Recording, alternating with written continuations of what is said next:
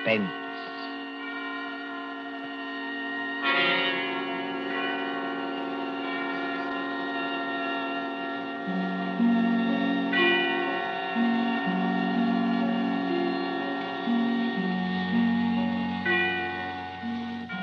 The hushed voice and the prowling step in the dead of night. The crime that is almost committed. The stir of nerves at the ticking of the clock. The rescue that might be too late, or the murderer who might get away. Mystery and intrigue and dangerous adventure. We invite you to enjoy stories that keep you in suspense. For Suspense, tonight we present The Body Snatchers by John Dixon Carr.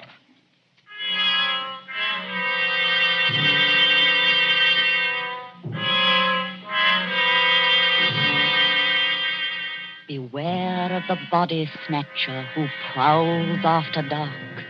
Beware of the graves he robs. Beware of the murders he commits to provide new corpses for the doctors. Up to the year 1832, the body snatchers terrorized England. According to the law, only 4 bodies a year could legally be supplied to the surgeons for anatomical study. And even these were a monopoly granted to the Barbers and Surgeons Company of London. But the study of surgery had to go on. In hundreds of medical schools all over England, perfectly reputable doctors were compelled to buy bodies and ask no questions.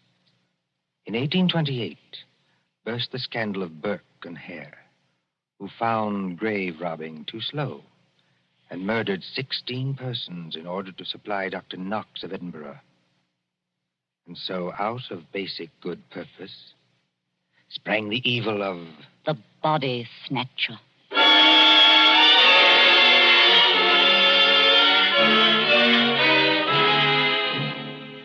Turn back the clock now to a cold night just 110 years ago. Look into the brick kitchen of a house on Wandsworth Common, not far from London. There, in the light of a tallow dip, sits old Mother Slade in her draggled bonnet. What's a keeping 'em? 2 hours. 2 mortal hours by the Dutch clock. And they're not here yet. Mother Slade? And the graveyard not half a mile off. And once I thought I heard church bells ring. And once... Mother Slade, did you call? No, my girl, I did not call. But I thought I And heard... what are you doing up at this hour, my girl? I was only locking up, Mother Slade. Ain't it enough to have taken you over from a good-for-nothing mother, not worth the gunpowder to blow her up? Please, Mother Slade. And given you a good home, and brought you up practically like a lady, with only the housework to do? I'm sorry, Mother Slade. Only I wish you wouldn't talk like that about me own mother. And what do you do, Peggy Lester? You stop up until this hour. You mislay me snuff box 20 times a day. I was only going to say, I thought I heard a horse and cart in the lane. In our lane? Yes, Mother Slade. There it is now. Yes. Easy, my dears. Drive easy with the merchandise. The doctors don't like it if you bump the merchandise. Merchandise, Mother Slade? What's that? I'll tell you what it is, my girl. I didn't mean anything, Mother Slade. It's your Uncle Matt and your cousin Robert coming home from their business. That's what it is. You hear that, Peggy Lister? I didn't mislay your snuff box. It's on the table. And if you don't want me to take my fingernails to you instead of a strap, you get on up to bed this minute, do you? Yes, Mother Slade. I'm a-coming, my dears. Don't be impatient. I'm a-coming. Nasty dim light this candle gives. Oh, old Mother Slater's got the rheumatics so cruel she can hardly move. Just pull back the bar, open the door. Well, Matt, did you get it? Did we get it? Strike me blind, but that's a good one, ain't it, Rob? Stir the gab, can't you? Get inside and close the door. They ain't after you. Ain't they? Can't you hear anything? I thought I heard church bells. More like a perishing funeral bell, if you asks me. Take it easy, Rob. Take it easy. We've shaken them off. Have we? I wish I was as certain as some people. The spades and sack is still in the cart. Let 'em stay. Who's a-coming to find 'em? Then you didn't get it after all, you thick-skull pair of... Now, don't you start a-blaming us. Now, you shut your potato trap, Mother Slade, or Matt'll make you shut it. What happened? I'll tell you what happened. We was too quick, that's what. The girl was only buried this afternoon. The sooner the better, my dear. What's the good of the merchandise if it ain't fresh, eh? You hold your noise and listen. We left the horse and cart outside, like we always do. We creeps up to the lich gate of the churchyard. Walk softly, Matt. Walk softly, Rob, in your oily beaver hats and neckcloths, under the starlight and the white frosted elms. Take care of the graves, too. Spring guns may be set in some of them to protect the dead from marauders. And if the coffin is one of those new iron ones, all your labor will be in vain. Open the gates softly. Don't make such a bloody row with them shovels. I can't help it. I'm loaded down with all this stuff. Oh, and who'll do all the work when we do get there? I will. Matt, Aye? listen. I can't hear nothing except your teeth a-chattering. Matt, there's other people besides us in this here churchyard. Aye, 200 or 300 deaders. But they won't bother us. I means living people. Don't talk soft. Somebody's got a dark lantern. I seen it flash past the gravestones. Oh? Where? Can't you see it now? It's a-coming straight toward us. Yes, I see him. Come on. They've seen us, Matt.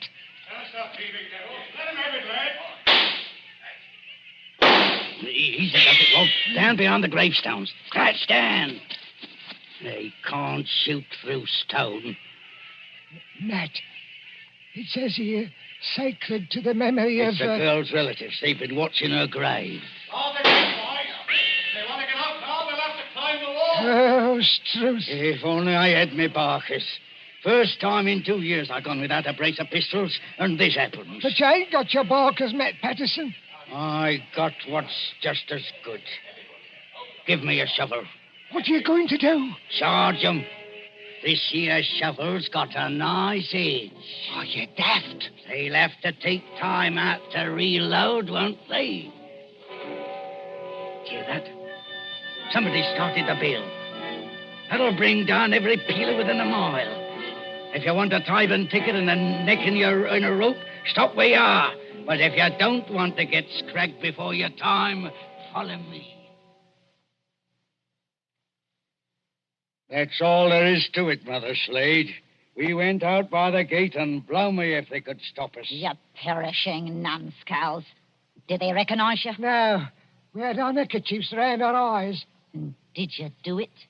I don't know. There's blood on the shovel. No, there ain't, Mother Slade. I wiped it off. Anyway, we're here. What I want now is a Christian fire to sit by, and a drop of spirits to warm my stomach. There's no spirits in the house, Matt Patterson. Don't you lie to me, you ugly mouth. Let go my hand, Matt Patterson. I'm warning You better let it go, Matt. There's no spirits. Only half a loaf of bread. Don't I know it? I haven't tasted a drop of gin all day. And the black dog's on me back. Well? Hark at what I say. The doctor was promised a corp tonight. All right, dearie. He gets a corp tonight. Oh, there's that funeral bell again. What's the clock, old hag? Come on, spit it out. A nice young corp without any trouble or bother. Aye? What about young Peggy upstairs? Strike me blind. What about it, eh? You'd have to be mighty careful. Why? You'd have to smother her with a pillow while I sit on her legs. That's what Burke and Eyre done up in Edinburgh. Then you don't leave any marks on them. Here. See? Here, off a tick. Wait. What? If the doctors see they've been polished off, just plain murdered, they won't have nothing to do with it. Leastwise, they don't like it. Like it or not, dearie, they all do. Who's buying the beef tonight? Dr. George Arnold. Him? The young fella out Fulham way? That's the man, dearie. But I thought he was too pious and holy to play. That's what Dr. Arnold thought, too, till they started putting the screws on him at Bart's College. No corp, they said to him. No lecture. No lecture, no students. It all comes to it, dearie, sooner or later. What beats me is why they got to have these bodies. You'd think the doctors killed enough people as it is, without a buying them after they was dead. Don't you question the ways of Providence, Matt Patterson. You can't do it, Matt. You can't do it, Mother Slade. You stow that noise, Bob Plenty. Do you want to wake the poor girl upstairs? But you can't do it. This cove Arnold, he knows her.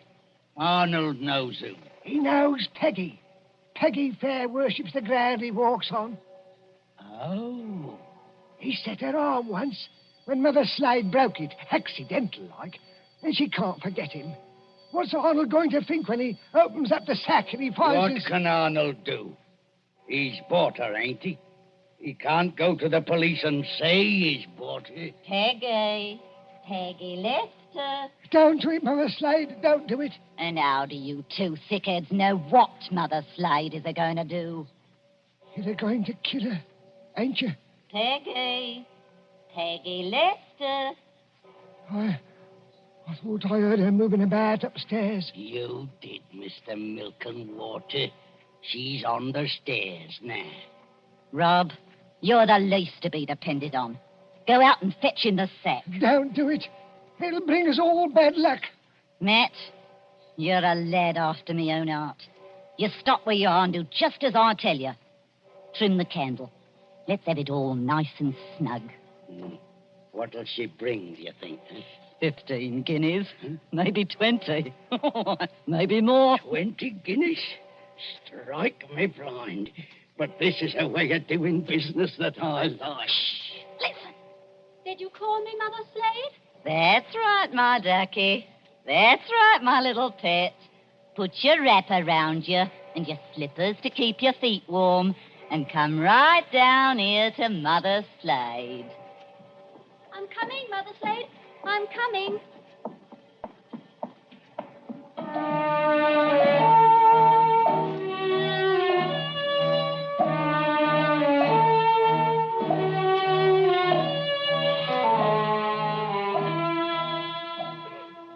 Who in those times would be a surgeon and still be an honest man? At that drugged hour of the night, look into the sitting room of a spacious house. Many candles are still alight there, though they have burned down nearly to their silver sockets. There is Chinese paper on the walls and a Turkey carpet underfoot. In front of the fire, now almost out, sits Dr. George Arnold with his bottle green coat and heavy hair.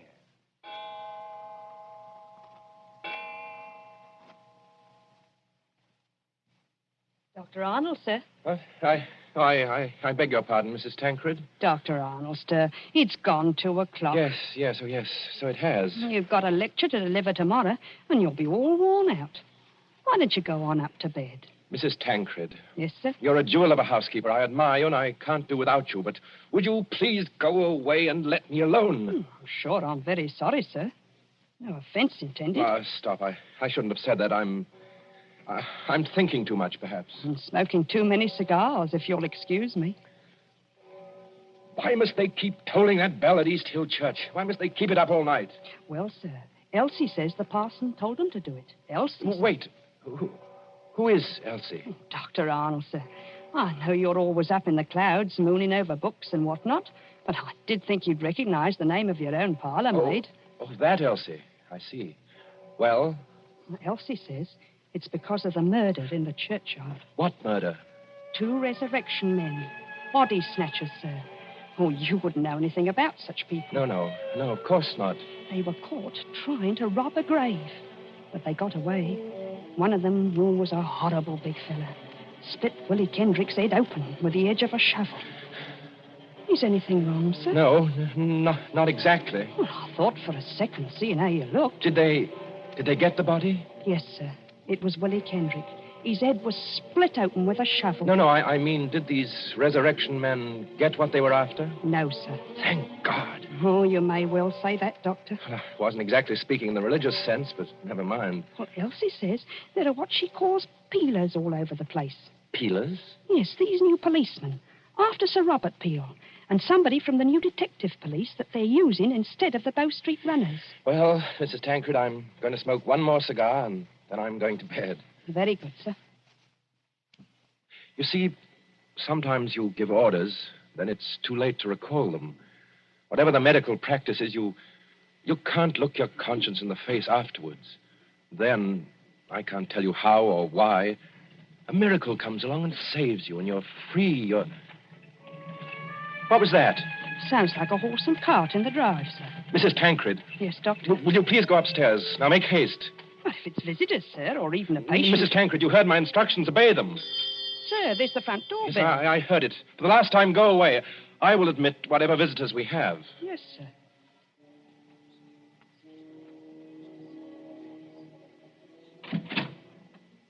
Good evening, dearie. Oh, come into the sitting room here, Mrs. Slade. La, sir. Just call me Mother Slade. You don't hardly seem natural or friendly to hear anything else. It's a pleasure to curtsy to you, Doctor. Coo, what a lovely room. I suppose... Your candles is going out, though. One by one. Poof. Then you'll be in the dark. I suppose you've come to report failure. Failure, dearie? I understand you didn't get what you went after. Bless you, dearie. We got something just as good. Finest piece of merchandise you ever saw. You haven't got it here. Bless you, dearie. Mother Slade always keeps her word. Bring the merchandise in, my dears, so the doctor can see it. Quiet, please. Oh, of course, dearie, I forgot. Thank you for that. The big fellow with the black eyebrows is Uncle Matt. The little fellow with the watery eyes is Cousin Rob. And between them, in that sack, they're carrying... Well, who is it in the sack? 19-year-old girl, dearie. Finest anatomical specimen you ever saw. Merciful Where do you want this here thing dumped, Governor? Easy now, Matt. Why did you bring it here? That's where you told us to bring it, dearie. I mean, why did you bring it to the front door? Why not to the surgery? Only place in the house where there was lights, Governor. Hurry up now. Where do you want it? Well, take it... Yes, dearie? Take it over and put it in the cupboard there, where I'm pointing. This cupboard here, sir. Yes, then close the cupboard door. Shame on you two. Tracking your muddy boots over the doctor's lovely turkey carpet. Easy, my dears, easy now. All right, Robin. She goes. Don't bruise the merchandise. Whatever you do, don't bruise the merchandise. Right, me blind. What's the odds? She can't feel it now. There's your body, Mr. Sawbones. Now, let's see your money. Well, just one moment before I give it to you. There ain't no itch in this, is there? Better not be. No, I made a bargain with you, and I'll stick to it. Thank ye. That's uncommon genteel of you. Kindly stand back, sir. You're 2 stone of fat heavier than I am, and you don't impress me. Easy, Matt. Take it easy. I want to ask only one question. Where did you get that body? That's a question, dearie, what people in your profession don't ask. Why not? 'Cause they don't dare. That's why. Would the police be interested in where you got the body? No, dearie. Not half so interested in as where we brought it. To your house. It's your responsibility now. Yes, I suppose it is. The victim wouldn't be, by any chance, that pretty little girl you used to treat so unmercifully? You hold your noise about how I treated her. I was rather fond of Peggy. Strike me blind. I think the Sawbones... Oh, get out of this house, all of you. Go on, get out. Not without that money, dearie. It's 20 guineas now. There's money on the table under that newspaper. Take what you want, and get out of here before I... Oh, what was that? Aye. What was it? A late visitor, I imagine. Was you expecting anybody? Eh? No. Don't drop the lovely money, Rob. Don't drop it all over the carpet. Pick it up. So the back way are these? Yes, it's the way you should have come. Through that arch and down the passage. Thank you for the honour, Governor. And no games, mind you, if you know what's good for you. Good night, dearie. Remember, you've got the body now. Yes. I've got the body now. Poor little devil. Dr. Arnold, sir. In heaven's name, Mrs. Tancred, haven't you gone to bed yet? I had to get up, sir, to answer the bell. Yes, of course. I'm sorry. Dr. Arnold, what's the matter with you? Matter? You're as white as a ghost, and you're almost crying. Am I? Well, we must remedy that. Oh, it's so dark in here, I could barely see you sitting there. The candles going out, one after another. Nothing but smoke and an ugly smell of grease, and that cupboard door. What about that cupboard door? Oh, I always declare, sir, it won't keep shut without any latch or bolt, if you'll excuse the level. Mrs. Tancred, keep away from that cupboard. Dr. Arnold, sir. Are you ill or anything? No, but keep away from that cupboard. Who rang the bell? Oh, dear, I was almost forgetting. It's that man Elsie was talking to us about. What man? The officer of the detective police, sir. He wants to see you. Well, I'll see him, but in some other room, not here. It's as you say, there's not enough light. Not a bit of it, Doctor, not a bit of it. Never too dark, as you might say, where the police are concerned. I couldn't help it, sir. He must have followed me down the hall.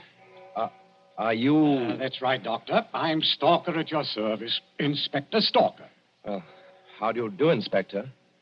Mrs. Tancred, you may go. By your leave, sir. I'll just get some more candles and put them in that bracket by the cupboard. It's not in use. No, you needn't trouble. It's no trouble, sir. Excuse me. First of all, Doctor, I must apologize for intruding as late as this. Not at all, Inspector. Will you be seated? Thank you, sir. Thank you kindly. Now, I dare say you're wondering why I'm here. Well, yes, I am, rather. It's a bad business, Doctor. A very bad business. You mean the murder in the churchyard? Oh, you've heard about it. Well, my housekeeper said something about a man being killed with a shovel. Well, that's right, Doctor. Not much doubt about who did that. No? No, the little fella dropped his dark lantern with the initials on it. They're professional body snatchers. We've had our eye on them for a long time. Speaking of body snatchers, Doctor... Well? I expect this anatomy law is pretty hard on you surgeons. It's an infamous law, sir. All the same, Doctor, it is the law. Yes. And if any surgeon happened to be caught with a body, especially a murdered body... What are you hinting at? Oh, nothing, Doctor, nothing. By your leave, I only want to ask a question. Well? What time did your friends leave? Now, come, Doctor. As one man of the world to another, do you see any green in my eye? You are not going to say you had no guests when their horse and cart are still at your front door. They didn't get away. No, Doctor, they didn't. They made a little reception committee as they left by the back door. Darbies on the wrists. Snap. Just as I might reach out and touch your wrist. Like this. What do you mean by darbies? Handcuffs. I've got a pair in my pocket.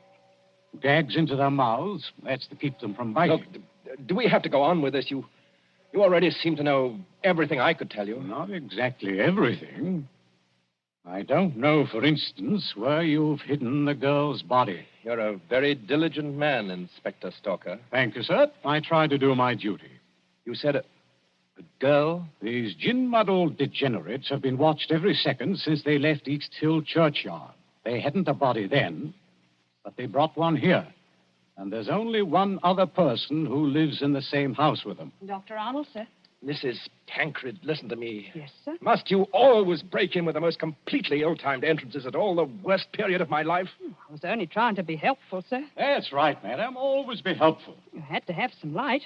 Here's the candles, sir. 5 of them, in a big candelabrum. We can hang them in the bracket. Ma'am, hold up that light. Hold it high. Really, sir? I'm not in the habit of being spoken to as Hold it high, I tell you. Do as the inspector tells you, Mrs. Tancred. This is a very fine carpet you've got here, Doctor. Yes, others have admired it tonight. But it oughtn't to have footprints on it. Muddy footprints. Footprints leading from the door, past the sofa, past the hearth, over To that cupboard.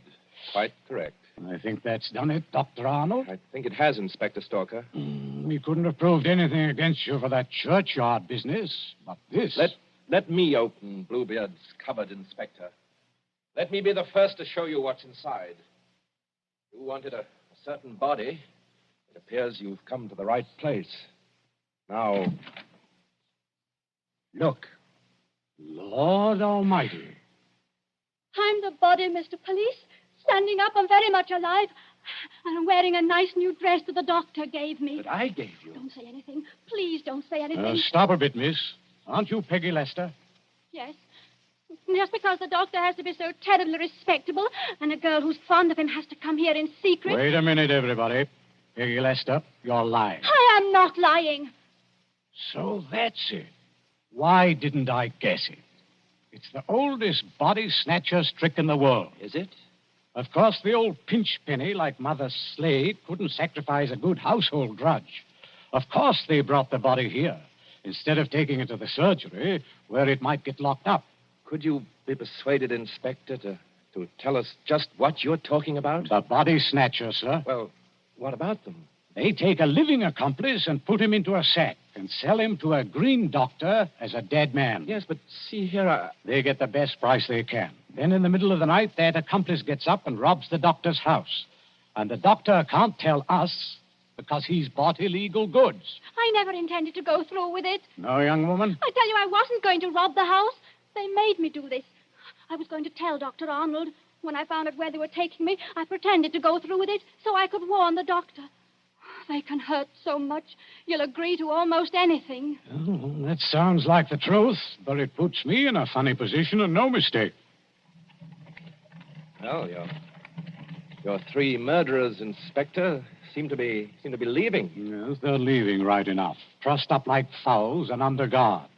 Does anybody go with them? Well, how can anybody go with them? I'm willing to believe this girl acted under threats. She's committed no crime.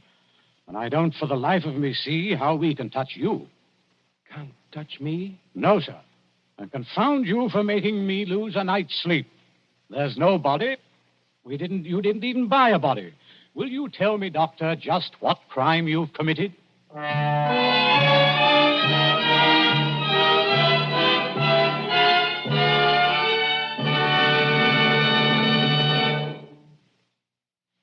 And so ends The Body Snatchers. A story of London at midnight, 100 years ago. And tonight's story of Suspense.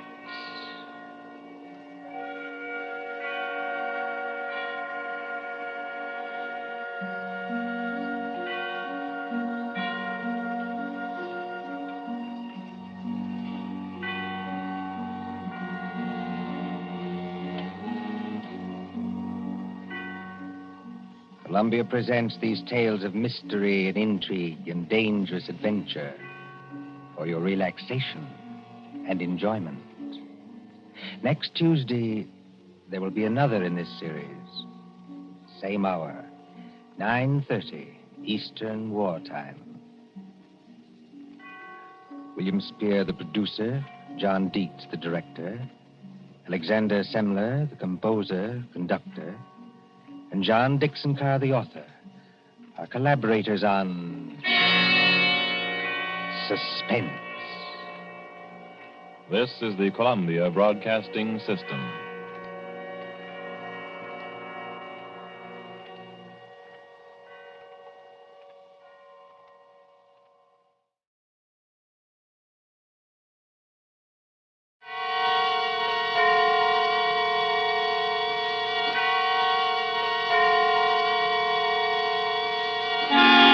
Suspense.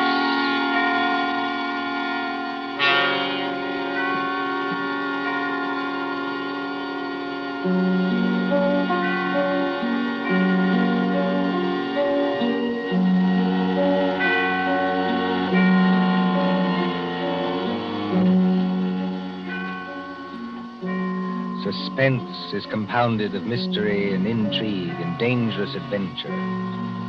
Stories calculated to intrigue you, to stir your nerves. Tonight, for instance, as we begin, you may want to ask yourself, how could a young lady, a bride, walk out on a balcony alone and vanish? Completely vanish. We trust that while you are wondering how and why it was done, we shall keep you in suspense.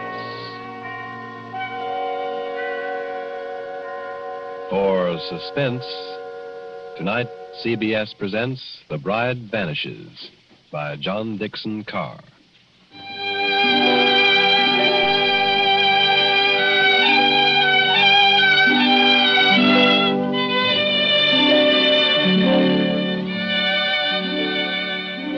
Italy in springtime. Italy as we used to know it before the jackal struck. And the island of Capri, 20 miles out across the Bay of Naples. Blue water a-dazzle under the sun. Behind you, the bone-white beaches, and Vesuvius dull purple in a heat haze. Ahead, as the little steamer from Naples chugs out across the bay, rises Capri. Olive trees and white roads and vineyards above the cliffs. Could young Americans find a better place to spend their honeymoon? While the guitars sing and the warm winds blow and the little steamer carries them. Well, Mrs. Courtney. Well, Mr. Courtney. I can't keep it up, Lucy. I'm going to break down and ask if you're happy. Oh, I'll break down, too. I want to walk up to everybody I meet and say, "Whee," just like that. What I want to do is turn somersaults myself, all along this deck here. I want to say, I've been married to Tom Courtney for practically 2 weeks. And now we're going to have a villa at Capri for a month. Oh, Tom, I ought to be the happiest woman in the world. Only... You shivered. What's wrong? Well, ever since we got aboard this ship, people have been staring at me. I can't blame them for that, dear. No, I mean in a funny way, and muttering. Even your American friend, what's his name? Granger? Mr. Granger. When you introduced him to me at Naples, I thought his eyes were going to pop out. Be careful. He's standing over by the rail now. Oh. He lives at Capri. I like to see him wearing that white 10-gallon hat in Italy. Before Granger made money in oil wells, he was a real old-fashioned cowpuncher. And he's proud of it. Good fellow, too. He's too polite to say anything, but he keeps looking around at me, just the same as the rest of them do. Well? Well, Tom, they look scared.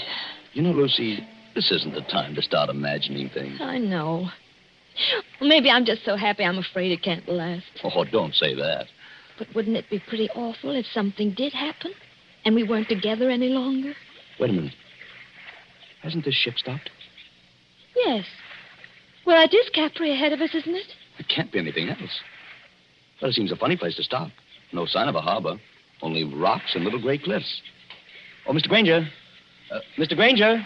Yes, young fella? You happen to know why we're stopping here? Well, yes, that's an easy one, son. We're stopping so that you and your good lady and anybody else who's curious can get a look at the Blue Grotto. The Blue Grotto, of course. Now, just shade your eyes with your hand, ma'am. You see that tiny little arch under the cliff? Yes. And all the little white rowboats are coming out towards us? Yes. Now, when the first boat comes alongside, you climb down that iron ladder and get in. The boatman will row you out and through the arch into the grotto. It's a great, big, dark cavern. The water in there looks as though it's lit up underneath with blue fire. Like to go out and see it, Lucy? Oh, I'd love to. But let me give you a little tip, though. The current's pretty fast out there. You'll go shooting under that arch like 60. Are we likely to upset? Oh, no, but the arch isn't as high as your head. When you see it coming, lie back flat in the boat.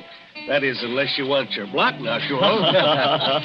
Oh, thanks, Mr. Granger. We'll remember. Come along, Lucy.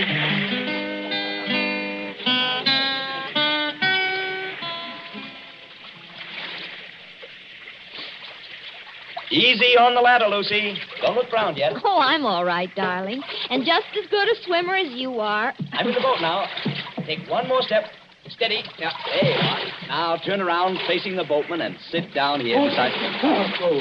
What's the matter with the boatman? Easy, man. Do you want to upset us? Sit down. You come back, yes? Come back? Well, I've never been here before in my life. Push off, man. Start rowing. The other boats are piling up behind you. You come back. Start rowing, can't you? Andare subito. Basta. Tom, he can't take his eyes off us. I wish he'd watch out where he's rowing. You come to live at the Villa Borghese, yes? Tom, how does he know that? He's the lady. She is not dead. Dead? Of course she's not dead. What are you talking about? She never come to Capri before? Never.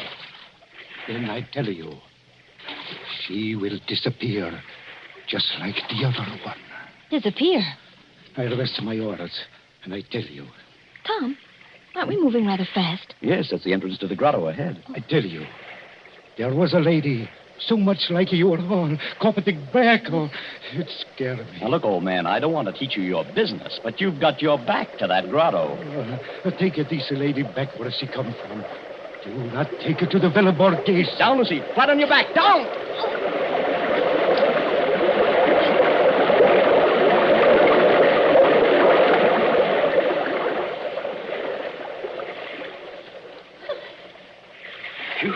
Signore, I am sorry. I almost make you get hurt. You know you nearly got your own head knocked off. Excuse me, no. I am used to it.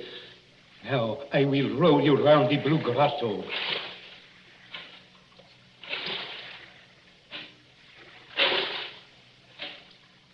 I don't think I like it much, Tom. Neither do I.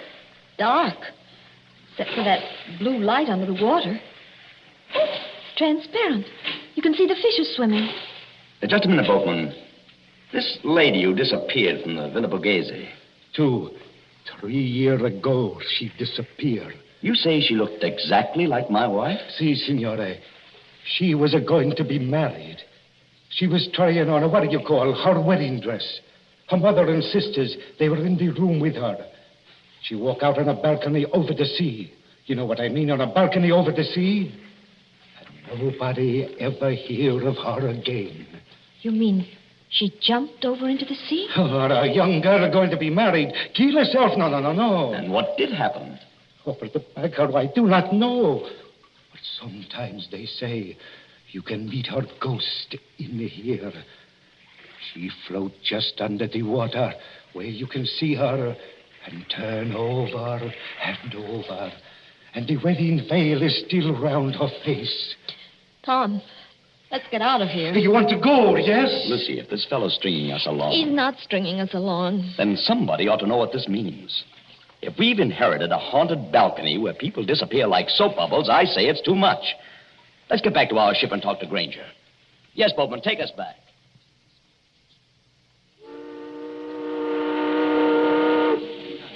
Mr. Granger! Mr. Granger! I'm aboard, ma'am. Oh. You too, young woman. This ship will start to help us again. Yeah, give me a hand, Lucy. Thanks, dear. Oh, didn't anybody else go to the Blue Grotto? Well, ma'am, no. Not after they saw you go. It's all right. We've just heard the story, Mr. Granger. Oh, I ought to have told you about it myself. All the way out here, I've been cussing myself and thinking what an ornery old badger I am for not telling you when I first met you in Naples. The girl did vanish then. By a first-rate miracle, yes. In broad daylight and within 20 feet of her mother and sisters. You don't look like a man who'd believe in miracles, Mr. Granger. Oh, I'm not, son. I'm just telling you what happened. But why is everybody so excited? Somebody must have thrown her off the balcony. Josephine Adams was all alone on a balcony 40 feet up a cliff, smooth as glass. She didn't fall. She wasn't thrown because there was no sound of a splash. And she didn't come back from the balcony because her mother and sisters were in front of the only door. Yet, within 15 seconds, mind you, she just vanished. You believe that? Sure, I believe it, son. Why, it's a fact. Did you know the girl's family? Oh, very well. We've got a real English-speaking colony here. Oh, by the way, in about half a minute now, I'm going to show you your new home. Oh, can we see it here on the ship? Oh, sure you can, ma'am. It's on the edge of the cliff. Dr. Davis's house is on one side of it, and my shack's on the other. That's why I want to ask you a question. Of course. Ask anything you like. Well, I'm an old stager man, but not exactly up to the high-toned society around here. But do you trust me? Yes, I think so. Well, then promise me something. Unless you're with somebody you do trust, keep away from that balcony.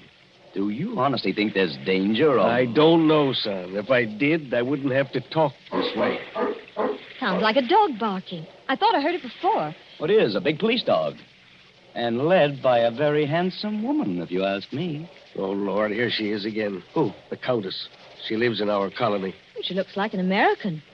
You take your eyes off her, Tom Courtney. She is an American. Married a Count Parcheesi or something like that. Just call her Nellie. My dear Mr. Granger. Hello, Nellie. It's true. Everybody told me so, but I couldn't believe it until I saw her. She does look exactly like poor Josephine Adams. Just as small, just as dainty. Please, is everybody trying to give me the jitters? Nellie, I want you to meet some friends of mine. Oh, you don't need to introduce me. I know who they are. You're the nice young couple who've taken that villa. I'm Nellie Lucchese. Oh, yes. This is my dog, Tiberius, named after the wicked Roman emperor. You know who used to live at Capri? I must confess I'm terribly fascinated by wicked things. Aren't you, Mr. Courtney? Lucy, stop digging me in the ribs. I haven't done anything. No, and you're not going to. Tiberius seems to have taken quite a fancy to you, Mrs. Courtney. Oh. I've never known him to go to a stranger before. Well, I only wish I could borrow him. He might be a charm against... Oh, no, I don't know. We'll be at the harbor in a few minutes. Then you must let me drive you up to the villa. You won't be able to get any servants, I'm afraid, because they won't stay there. But you can camp out. Look, there's the villa.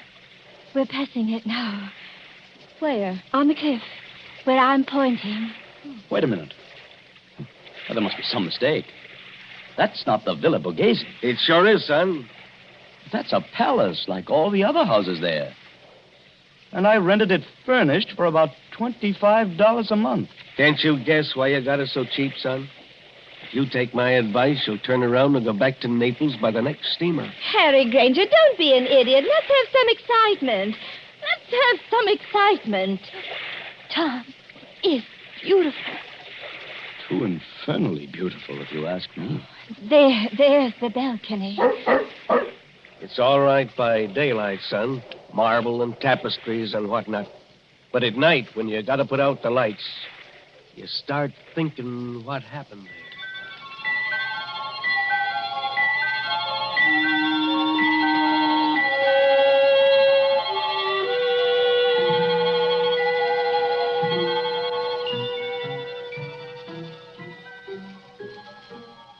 The moon over Capri makes a deathly daylight.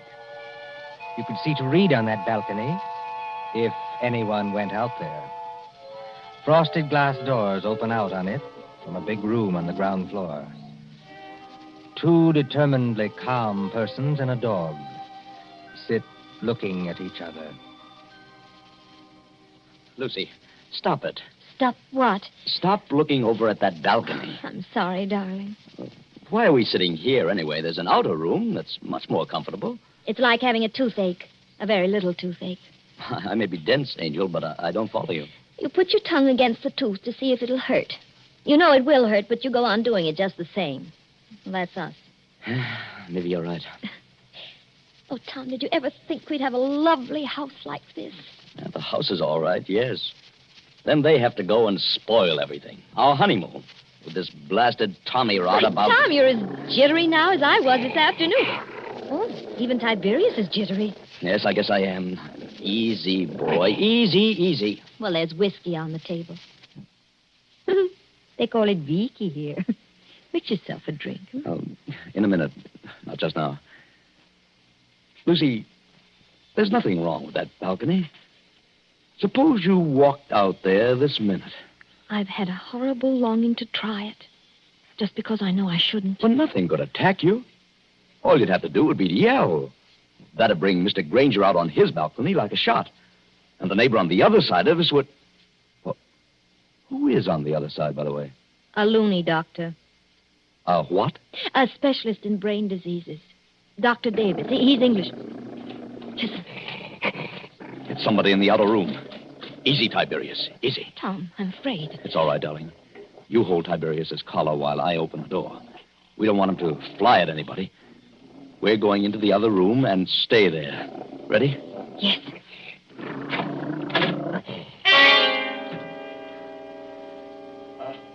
Good evening, Mr. Courtney. Good evening, Mrs. Courtney. I'm no ghost, though you appear to regard me as one. I'm merely your neighbor, Dr. Rutherford Davis. Oh, yes, of course. Mr. Granger mentioned you. I trust you will pardon this intrusion. No one answered my knock, so I ventured to come in. It's no intrusion, Dr. Davis. We're a little disorganized here, that's all. Naturally. Mr. Courtney, I wish I could say welcome to Capri, but I have a very different message. Well? If you value Mrs. Courtney's life, you'll go back to Naples immediately, sir. Not you, too. I do not say that as a ghost hunter, sir. I say it as a medical man. May I sit down? Oh, of course. Please do. Oh, thank you. We seem to be forgetting our manners. Dr. Davis, will you have a drink? Oh, thank you. Perhaps a small whiskey? I'll get it, darling. You sit down and talk to Dr. Davis. You're not going back into that room alone. Oh, I'm only going to get the drinks, Tom. I promise to be good. And Tiberius can come with me. Can't you, Tiberius? Oh, I see you've borrowed Tiberius from the Countess Lucchese. Yes, she was kind enough to offer him. Excuse me, I'll be back in a minute. Come on, Tiberius.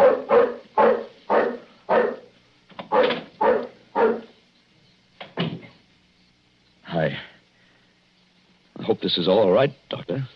No, sir. It is not all right. Your wife is in very great danger. But why? Because of that balcony? No. Because she looks exactly like the late Josephine Adams. I don't get it. Mr. Courtney, did you ever hear of paranoia? It's some kind of mental disease, isn't it? The paranoic begins by imagining that he or she is being persecuted by someone. First, he hears things. A voice in his brain whispers, "You'll be killed. You'll be killed. You'll be killed." He hears it in the tick of a clock, in the rattle of a train, in the footsteps on the street. There are holes in the walls through which his enemy is always watching. Invisible speaking tubes bring him messages. There are pains in his joints and nightmares of attempts to poison him. His brain bursts and he kills. He kills. He kills. Well, excuse me for speaking so strongly. But how does this affect us? Mr. Courtney, will you examine this sheet of paper? What is it? The fragment of a typewritten diary. I found it on the cliffs months ago. Don't ask me who wrote it. But I know there's a criminal lunatic on this island. He imagined that poor, inoffensive Josephine Adams was his enemy. So he killed her. Killed her? How? I don't know. And what happened to the girl's body? I'm not a detective, sir. The body was carried out to sea, perhaps, or washed along the cliffs and into the Blue Grotto to be lost. But don't you understand the danger to your wife? You're not suggesting that with somebody's cracked brain, your wife is Josephine Adams, created all over again. Kill Lucy? It couldn't be done.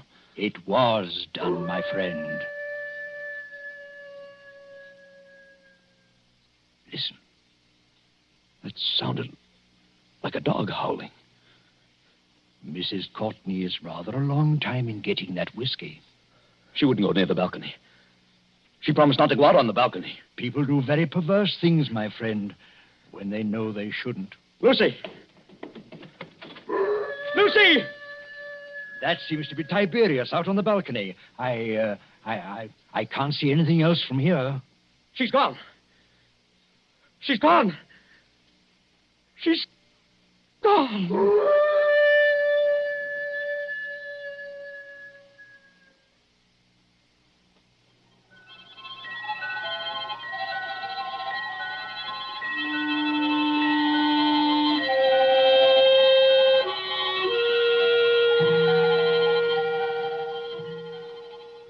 An empty balcony, a howling dog, and a sea turned clear silver under the moon. Then, after the tumult and the shouting, there are other pictures. Don't you hear the noise of that motor launch, with a half-demented young man at the wheel? 3 other familiar figures are gathered around it. Don't you recognize the brunette prettiness of Nellie Lucchesa? And the white 10-gallon hat of Harry Granger? And the neat, pointed beard of Dr. Davis? But what on earth is he going to do out here in this motorboat? I'd like to know that one myself. Listen, please. All of you. Now, take it easy, son. We're with you. What time is it? Time? Yes. What time is it? It's 2:30 in the morning, going on for 3. 12 hours. Then the tide ought to be just where it was this afternoon. What's the tide got to do with it? A whole lot. Somebody set a trap and made Lucy fall off that balcony. I know it. Oh, that's absurd.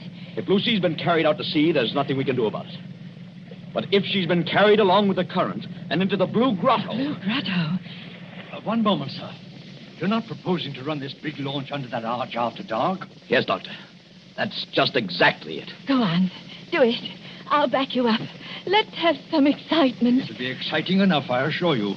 Mr. Courtney, have you got some wild hope of recovering your wife's body? I've even got a wild hope she may be alive. Lucy's a very strong swimmer. You're acting like a nut, son. Get set, everybody. I'm going to swing around.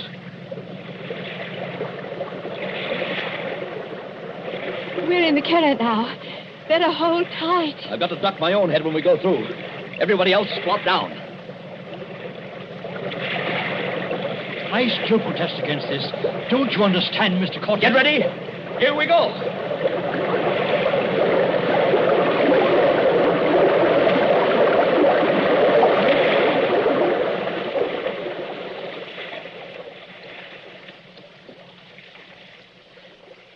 What on earth is wrong? There's no Blue Grotto. It's as black as pitch. My dear Nellie, I kept trying to tell all of you. The Blue Grotto effect is caused by the sun's rays. There never is one except when the sun is out. Just how does our friend propose to find anything in here? Listen. Something got hold of the side of the boat. I felt it move. Not the dead girl, I trust. There's a hand here. A wet hand. Lucy.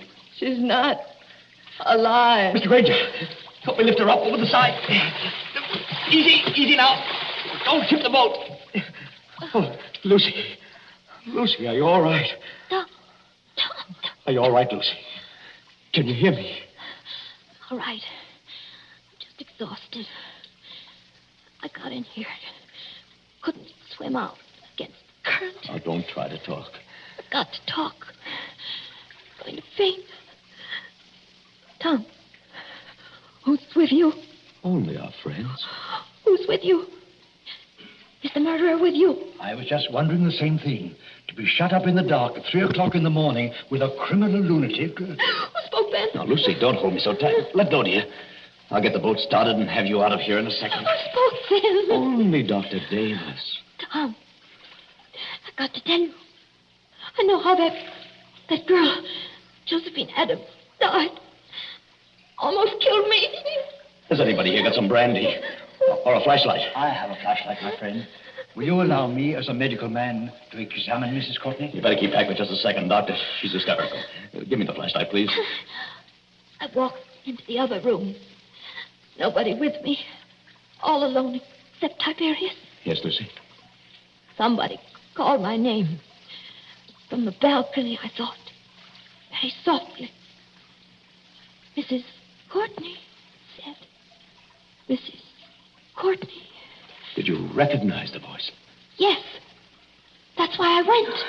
Hadn't you better start up this boat and get out of here? Now, don't pay any attention to them, Lucy.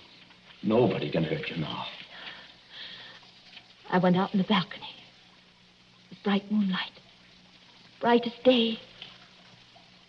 But there was nobody there. Nobody on the balcony? No. I looked out over the sea. And then something came at me. Something flew out of the air and came at me. Just one moment before Mrs. Courtney goes on. Is anybody in this boat carrying a revolver? Not that I know of. Excuse my mentioning it, but I felt something. Metal. Like a revolver.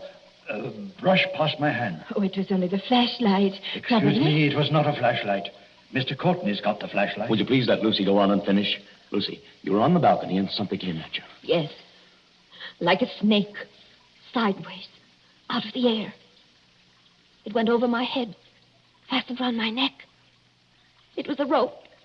With a running noose in it. A rope? That's it. A rope. It was thrown from another balcony. I'm small and light, like Josephine Adams. But it pulled me sideways and over the rail. I fell. I think I begin to understand They what... couldn't see what happened to Josephine Adams.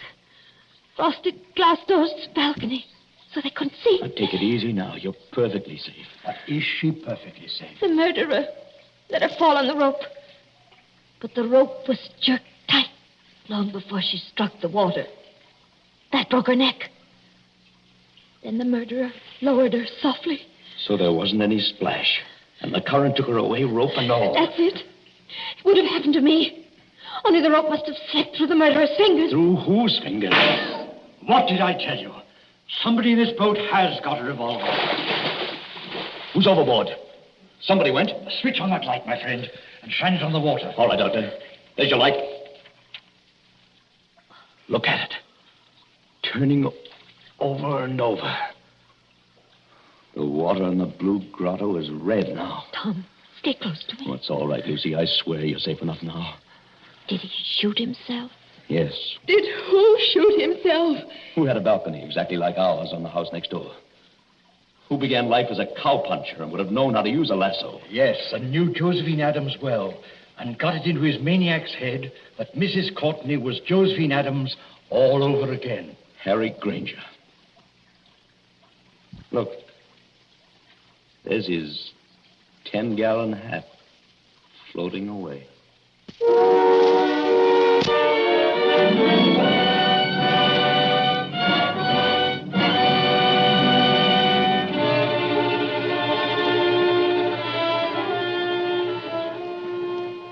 And so ends The Bride Vanishes, a story of mysterious doings in the Isle of Capri.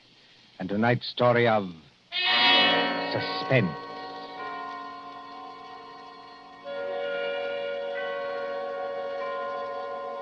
Columbia presents these tales of mystery and intrigue and dangerous adventure for your relaxation and enjoyment. Next Tuesday, there'll be another in this series. Same hour, 9:30 Eastern Wartime.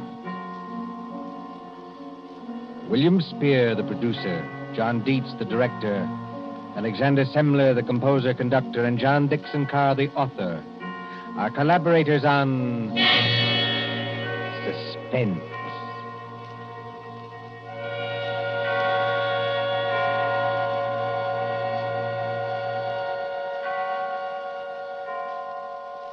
This is the Columbia Broadcasting System.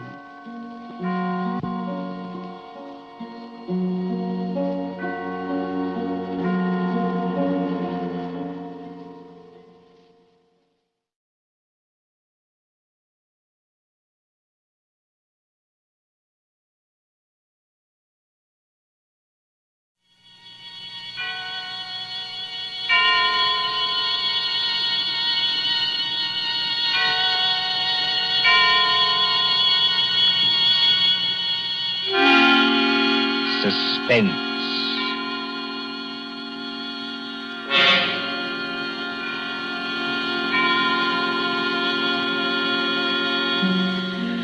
Tonight, Columbia brings you as a guest star Peter Lorre, one of the screen's past masters of the art of suspense.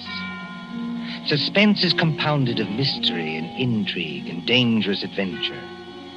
In this series are stories calculated to intrigue you, to stir your nerves, to offer you a precarious situation, and then withhold the solution until the last possible moment. Tonight, for instance, Mr. Lorre plays for us a doctor, a husband, with something dark and terrible on his mind. Was it Murder? And if so, can this at last be the really perfect crime? We trust that while you are wondering, we shall keep you in suspense. For Suspense tonight, CBS presents Till Death Do Us Part by John Dixon Carr, starring Peter Lorre.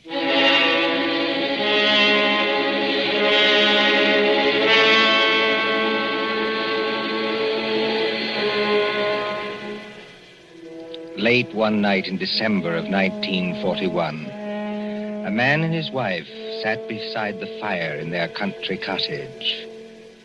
This man, look at him. A professor of mathematics, stout and middle-aged, guileless as a child. In the remote corner of England where he lives with his pretty English wife, they say of him... Jolly decent fellow, you know, for a foreigner. Isn't he? Always a smile for everybody, and so polite. That's why it's such a shame about his wife and that young American. There hasn't been anything between them yet, I'm almost sure. But if the American stays here much longer... Shh, I tell you.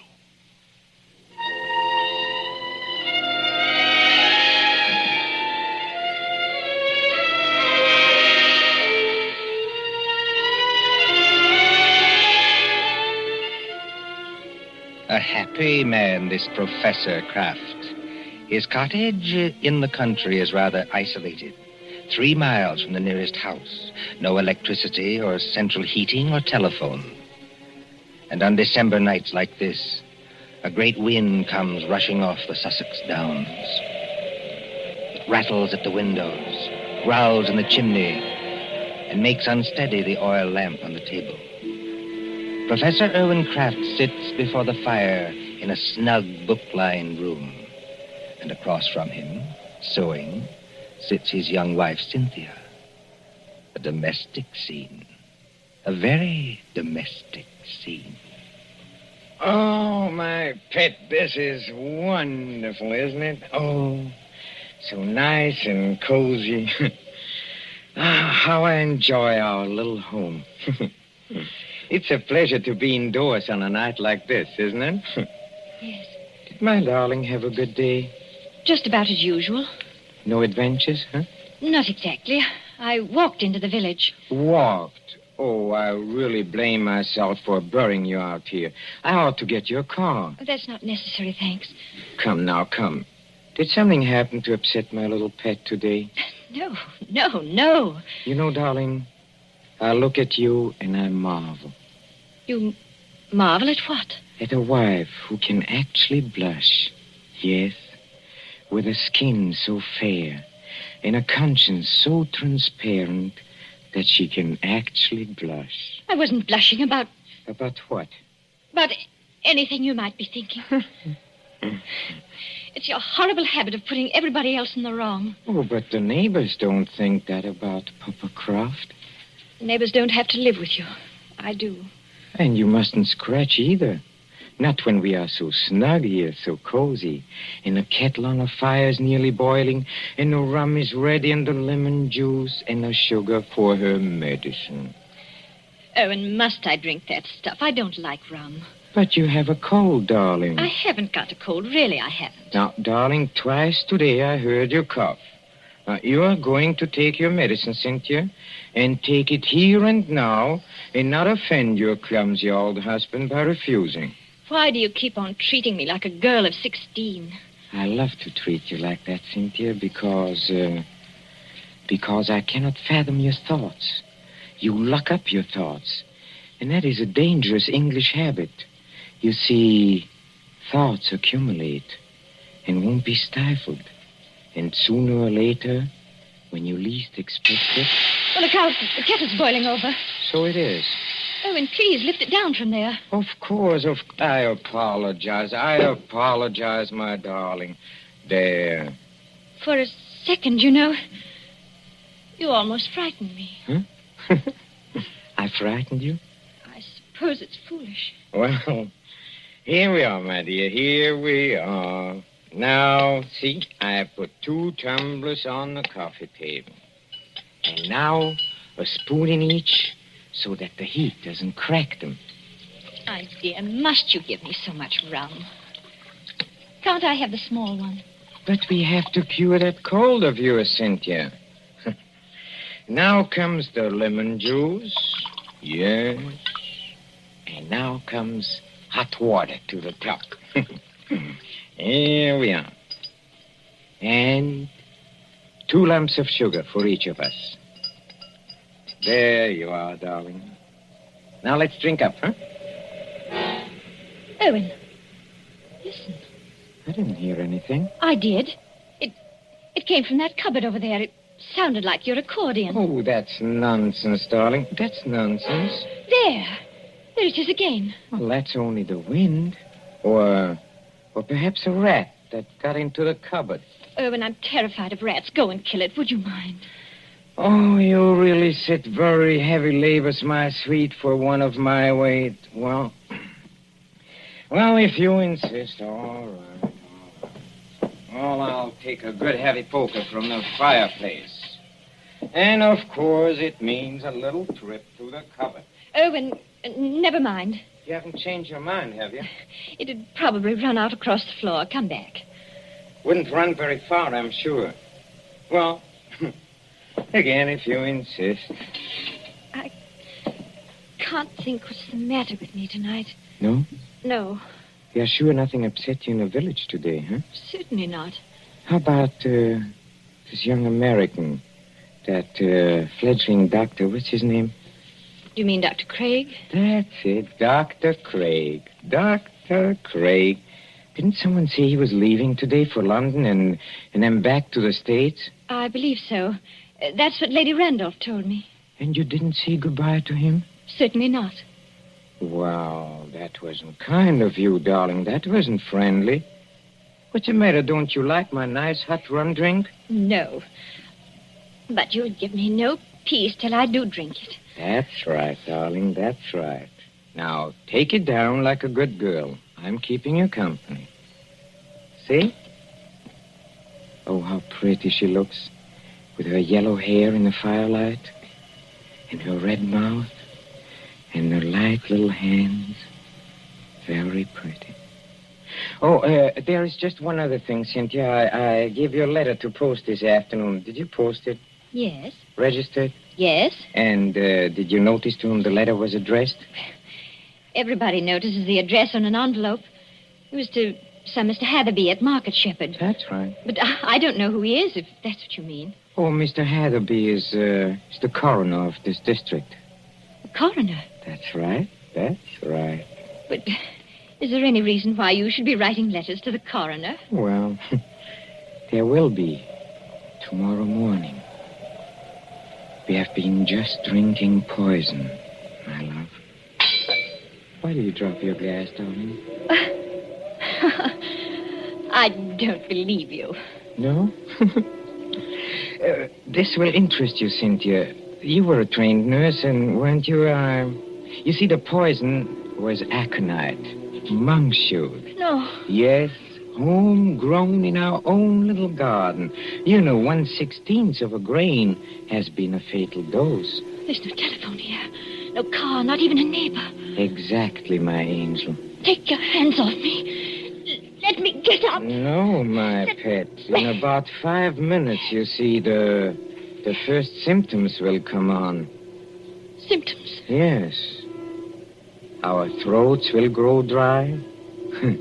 Our eyesight will turn dim. No. And presently we'll lose the use of our limbs. Well, there are convulsions before the end, I believe, but we won't feel them. Let me up. If you try to hit at me, Angel, you'll upset that lamp. And, well, if you upset the lamp, this cottage would go up like tinder. We don't want to burn to death, do we? Erwin, why are you doing this? Why are you doing it? Why? Do you think all Papa Kraft is blind, my pet? Huh? If I can't have you, Cynthia, nobody else is going to have you. You mean Jim Craig? So it is Jim Craig. Oh, that was nothing. My tongue slipped. A cynic would say, my dear, that your foot slipped. Do you think I don't know what happened the other night? At the schoolhouse? The schoolhouse? Yes, the Market Shepherd Schoolhouse. At Lady Randolph's little concert in aid of the war relief. Nothing happened. I swear it didn't. No? No. Oh, then it was coincidence, I suppose, that you and that Dr. Craig didn't arrive until the concert was nearly over. Yes. Yes, it was. We didn't go there together. No? We met in the little hall outside the auditorium. It was just as you were finishing your number on the accordion.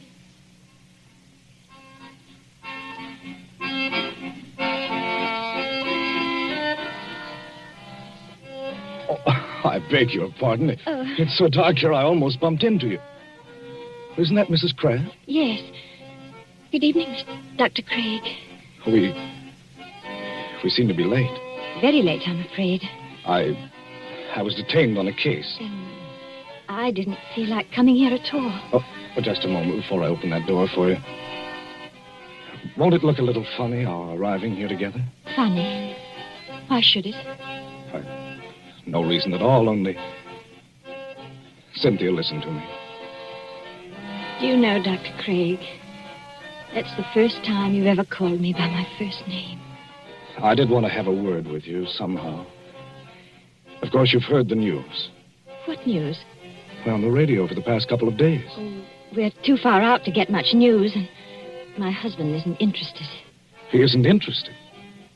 He isn't interested in anything but himself. I'd rather you didn't talk that way about my husband. Oh, I'm sorry. Would you push the door open a little? And in conclusion, Lady Randolph is saying something. I'm sure we've all enjoyed our friend Professor Croft's musical numbers on the accordion. And the vicar's conjuring tricks. And little Miss Linshaw's spirited recitations. It only remains for me to tell you that the collection for this little entertainment will amount to the... Well, yes, Colonel Thompson, what is it? Colonel Thompson's going across the platform in rather a hurry. Looks like an announcement of some kind. Ladies and gentlemen, your attention. We have just received some late news by the 9 o'clock bulletin. I think I can guess what it is. Following yesterday's declaration against Japan, the Congress of the United States today declared war against Germany and Italy. No applause, please. I think I can say that these things go too deep for applause. We entered a war lightly, and we have learned. But before the vicar ends this meeting, I shall ask the orchestra to play us the song numbered 83 in the book. A song we know is dear to the hearts of all Americans.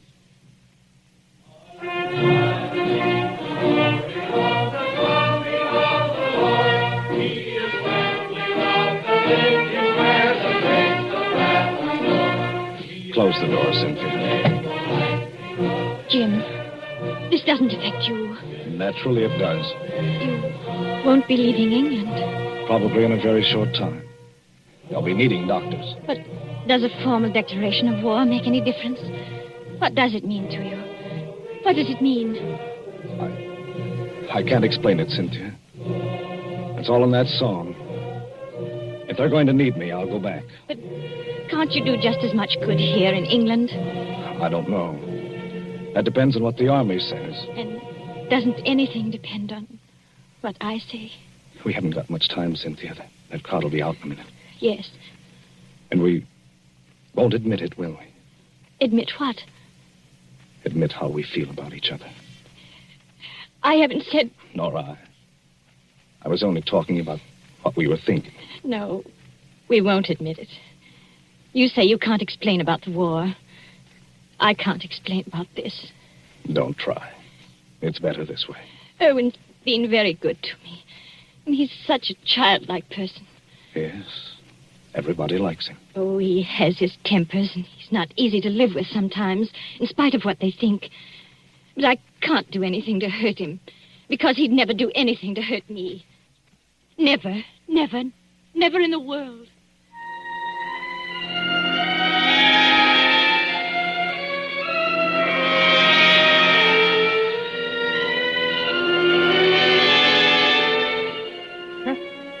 A very fair estimate of my character, too. That's exactly what I said about you. So you are in love with that fellow? I admit it now.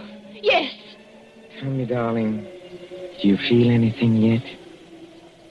feel anything. I mean, dryness, muscular contraction of the throat. Yes. Oh, I thought so. I won't die. I won't. And how do you propose to stop yourself? Your only chance would be to reach the village infirmary. And I'll see to it that you don't get there. But what if the poison takes you before it takes me? Then you can't stop me. But it won't, darling. You seem terribly sure of that. You see, the amount I gave you, as you perhaps noticed, was more than I gave myself. I'm going to follow you, my little pet, into the dark, where there are no Dr. Jim Craigs, but not too quickly. I shall still have most of my faculties, Cynthia, when your convulsions are already beginning. Oh. I wonder if you will. Why do you say that? Your legs don't seem any too steady. I don't know. It must be the heat of the fire, perhaps, or it's very hot in this room. Cynthia, darling, listen to me. Yes, Erwin? There is a copy of Taylor's medical jurisprudence over on the shelf there. Please get it for me. I'm afraid you'll have to get it for yourself, my dear. That is, if you can. Oh, I'll get it. Mind the lamp, Erwin. We don't want the house afire, just as you said yourself. I'll mind the lamp. Listen to me. You know, some people's systems are intolerant to poisons. They experience in minutes what ought to take hours. Does it hurt, Erwin? Does it hurt? Yes. But you'll find out soon enough, my pet. Because you'll never make 3 miles to the village. Never. You think not? I know it. And just remember, I shall be waiting. Waiting? Out in the dark and cold, where there is neither marriage nor giving in marriage. I'll be waiting for my little pet to come and join me. I shall be waiting. Erwin!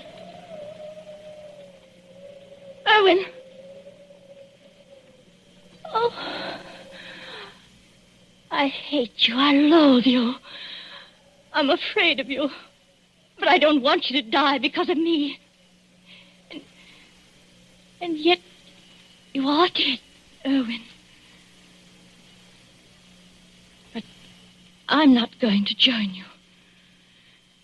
I've never prayed much, Erwin, but I'm praying now.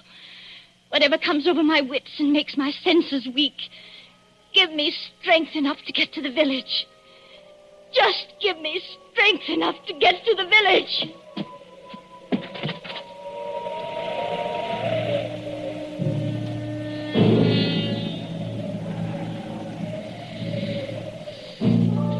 An empty room now, except for the motionless figure by the fire. The great wind enters through an open front door and makes the lamp shake dangerously on the tables.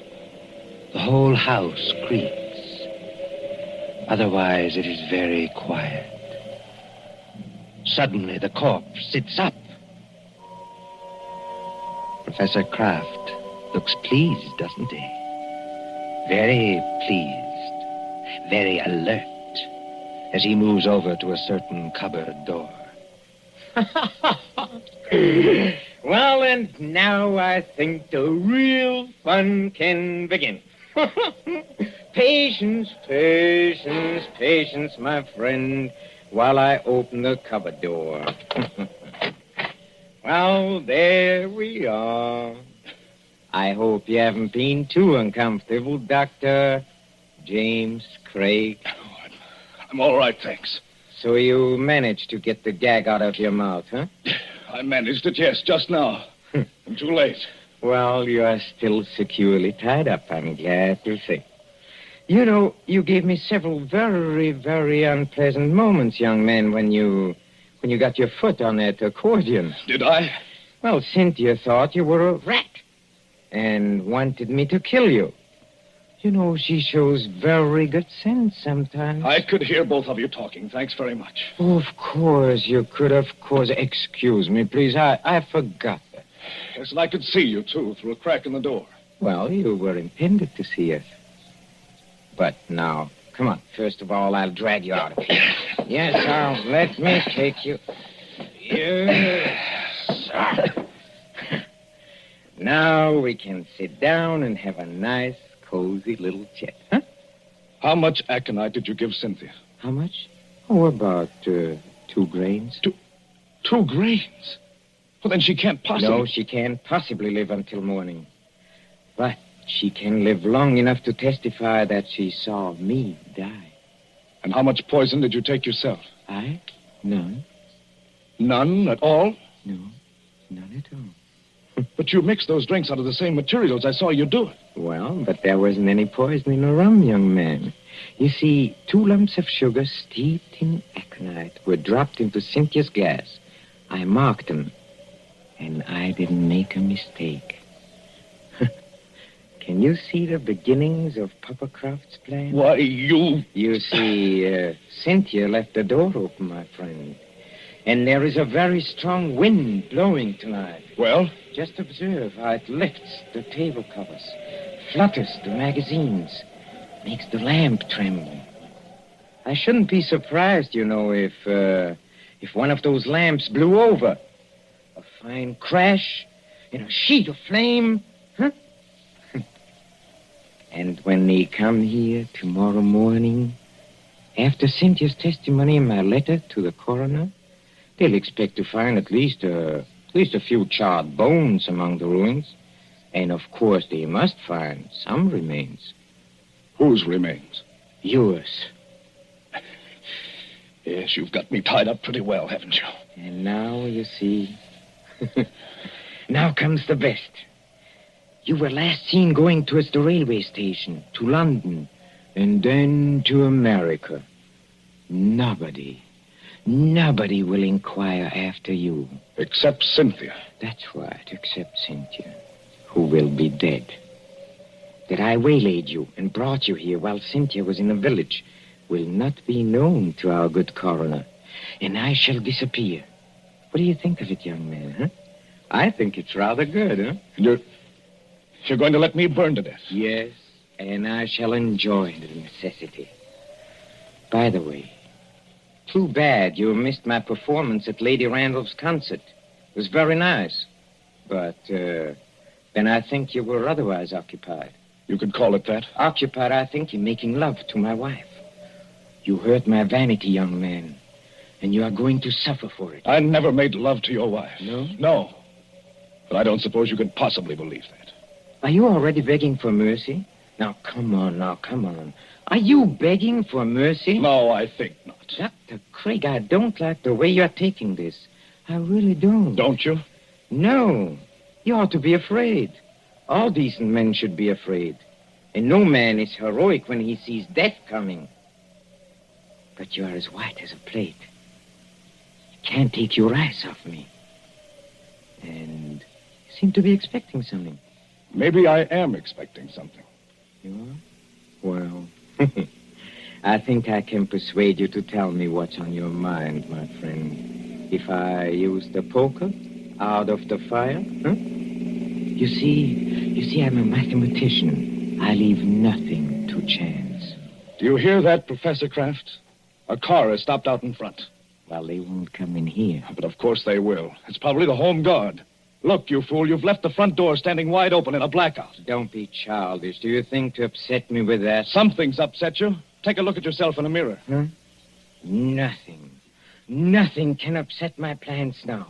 Everything is ready. My clothes and my money are in a stable. This place, this pretty little cottage, will be a furnace. All I have to do is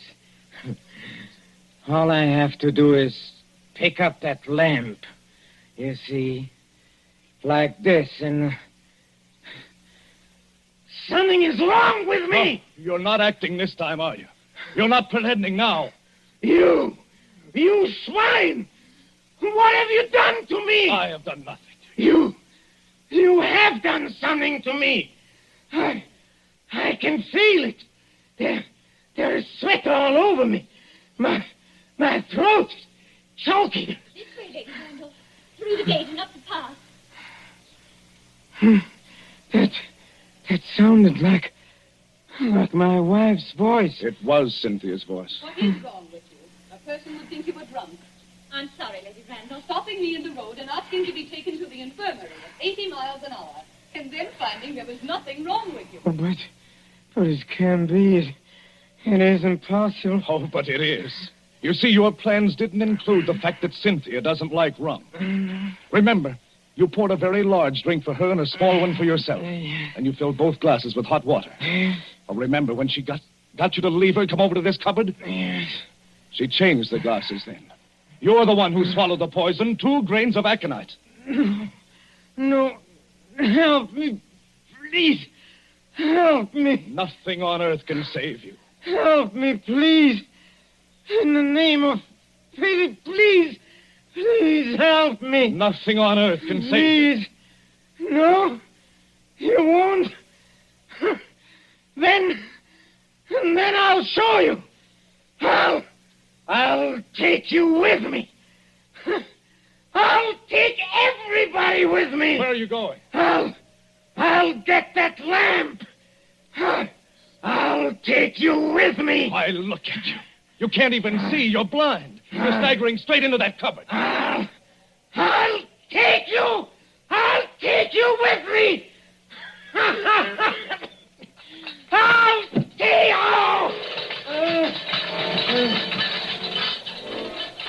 you. Jim, what are you doing here? Come in, Cynthia. Come in and take a look at the man who died twice.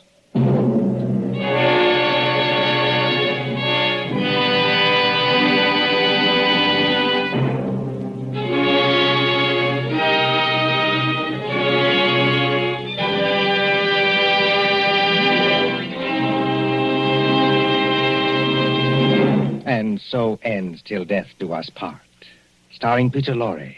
Tonight's story of Suspense. Columbia presents these tales of mystery and intrigue and dangerous adventure for your relaxation and enjoyment. Next Tuesday, there'll be another in this series. Same hour, 9:30 Eastern Wartime. Mr. Lorre was starred as Professor Kraft. He was supported by Alice Frost as Cynthia, David Gothard as Dr. Craig, and Mercedes McCambridge as Lady Randolph.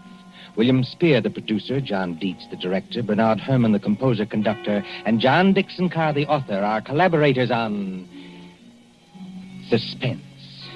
This is the Columbia Broadcasting System.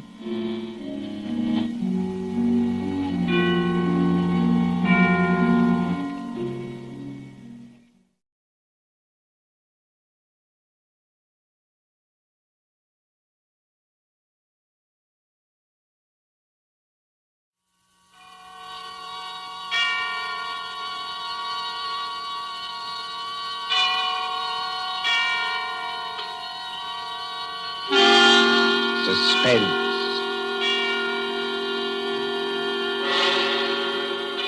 Tonight, Columbia brings you as guest star Hollywood's genial character actor, Stewart Erwin. The story is by the author of The Thin Man and the Maltese Falcon, Dashiell Hammett, one of America's acknowledged masters of the art of suspense. Suspense is compounded of mystery and intrigue and dangerous adventure. In this series are stories calculated to intrigue you, to stir your nerves, to offer you a precarious situation, and then withhold the solution until the last possible moment. Tonight, for instance, Stewart Erwin plays for us a pleasant, easygoing assistant chief of police in a small town who, to everyone's surprise, was instrumental in solving a murder. We trust that with this tale we shall keep you in suspense. For Suspense tonight, CBS presents Stewart Erwin in Two Sharp Knives by Dashiell Hammett.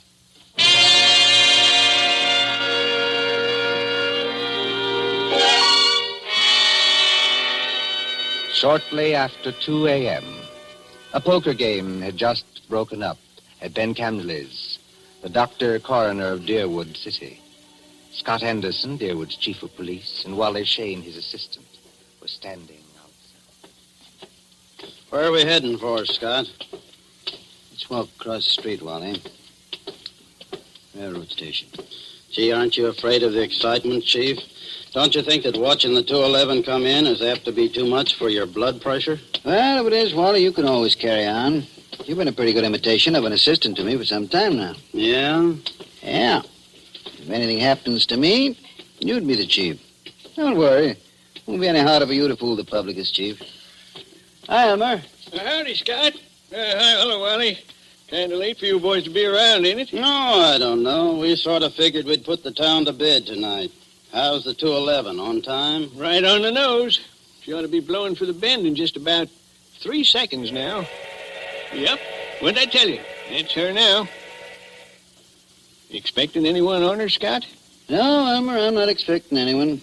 Wally and I just thought we'd come over and watch you come in, that's all. You know, Elmer, you never can tell who might get off, though. Dick Turpin, Henry Morgan, Jesse James, Jack the Ripper, or 6 officers of Murder Incorporated, or even your Aunt Gussie. I guess you're right, Wally.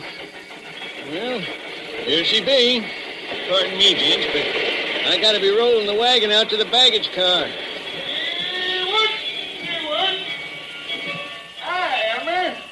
How's it going? Well, can't complain, Cap. Well, maybe you can't, Elmer, but I sure can if you hold us up with that freight there. You got much more? Nope, this is the last piece now. There you are, Cap. All done. Okay. See you tomorrow, Elmer.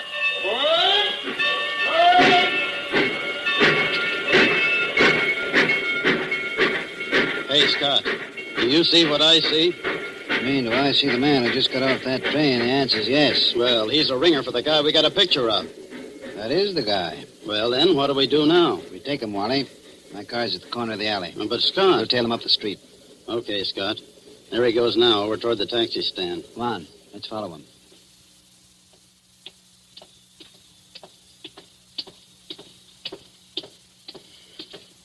Hello, Furman. Huh? Why, I don't believe You're Mr. Furman, aren't you?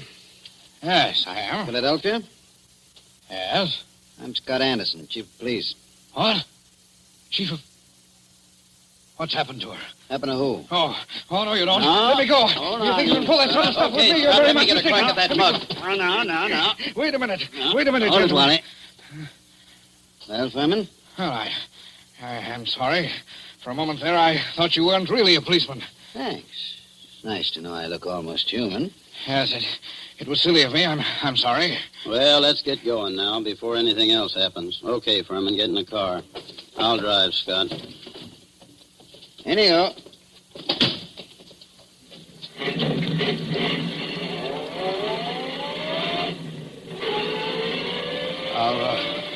Are you taking me to police headquarters? That's right. What for? Philadelphia? I don't think I understand. You understand that you're wanted in Philadelphia for murder, don't you? Murder? Why, that's ridiculous. Who told you that? Well, it's a cinch he didn't make it up. But wait, there must be Take some it easy mistake. now. Just wait till we get down to headquarters. And I'll show you what I mean.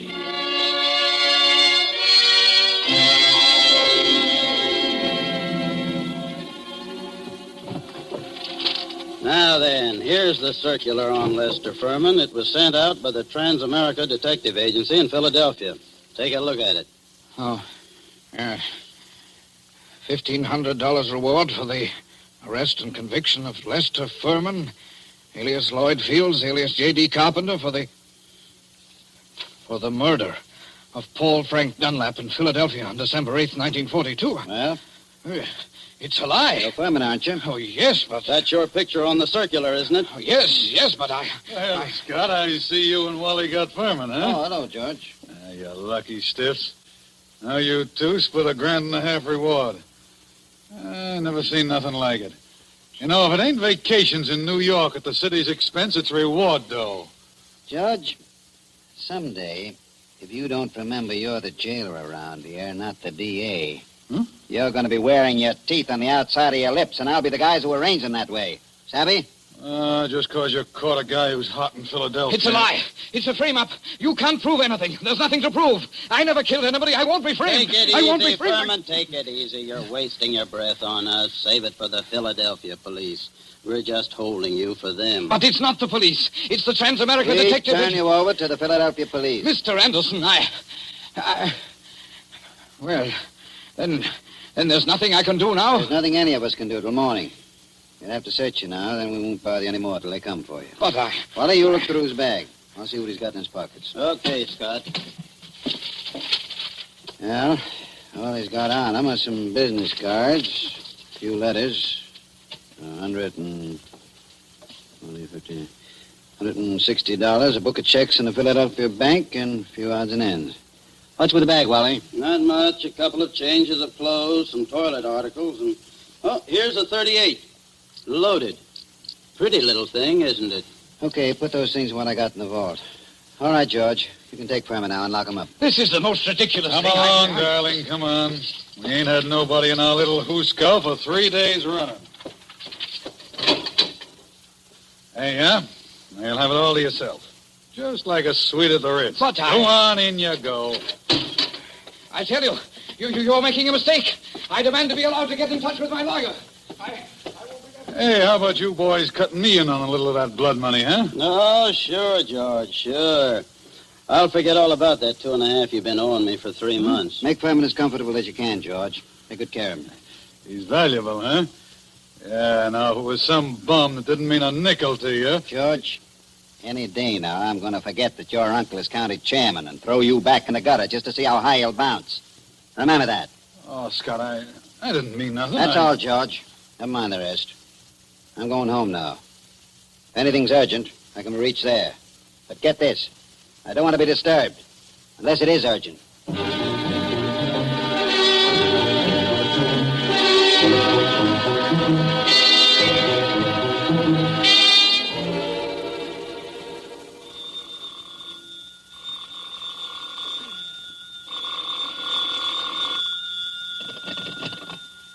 Hello. Scott, this is Wally. Yeah, Wally, what time is it? It's 5 after 6 in the morning, and you'd better come right down, Scott. That fella Furman's hung himself. What? Furman hung himself? Yep, by his belt from a window bar. Deader than a mackerel. I'll be right in, Wally. Phone Doc Camsley and tell him I'll pick him up on my way down. No doctor's gonna do Furman any good, Scott. Well, it won't hurt to have him looked at. You'd better phone the county court at Douglasville, too, and file a routine report. Already did that. And what's more, hold on to your seat. The DA's on his way over, in person. The DA? Yeah. I'll be there before you hang up, Wally.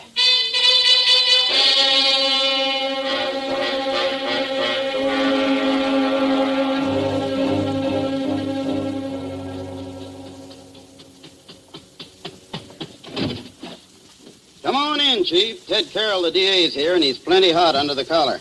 What's he burning about? Oh, he's just mad. Running up quite a phone bill on us, too. Been calling Philadelphia every couple of minutes since he got here. What kept you so long? I couldn't get the car started. Well, let's go in and see the old buzzard.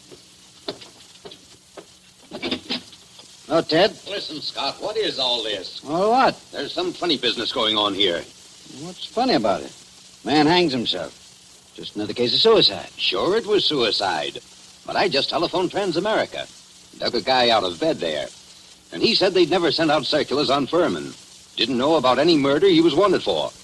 All they could tell me about him was he used to be a client of theirs. You don't know what to say, Ted. I don't either. Oh, a fine chief of police you are. What on earth kept you so long? Car store. Came as quick as I could. Ain't you so crabby, Ted? Nothing. I guess it's just the district attorney and Ah, now, come, gentlemen. Nobody'd know you two are staunch admirers of each other. Okay, Wally. Tell me, what do you make of it? Well, there's plenty wrong, Scott. First, that Transamerica thing. They never sent out circulars about Furman. And now, get this. I talked to the Philly police just before you came in. There wasn't even any Paul Frank Dunlap murdered. There wasn't? No. What did you get out of Furman before you let him hang himself? That he was innocent. Didn't you grill him? Didn't you find out what he was doing in town? Wally, didn't you? What for? He admitted he was Furman. The description fitted him. The photograph was him. The Transamerica Detective Agency's supposed to be on the level, ain't it? Philadelphia wanted Furman. We didn't. But Why, sure, Ted. If I'd have known he was going to hang himself. Yeah, but then if your aunt wore pants, he'd be your uncle. You said Furman had been a client of Transamerica. They tell you what the job they did for him was? His wife left him a couple of years ago, and he had them hunting for her for 5 or 6 months. But they never found her. They're sending a man up here tonight to look things over. Yeah, huh? Yes. Mm-hmm. Well, I'm going out and grab a quick bite. But I might as well tell you, Scott, there's going to be trouble over this. I know that, Ted. There usually is when somebody dies in a jail cell.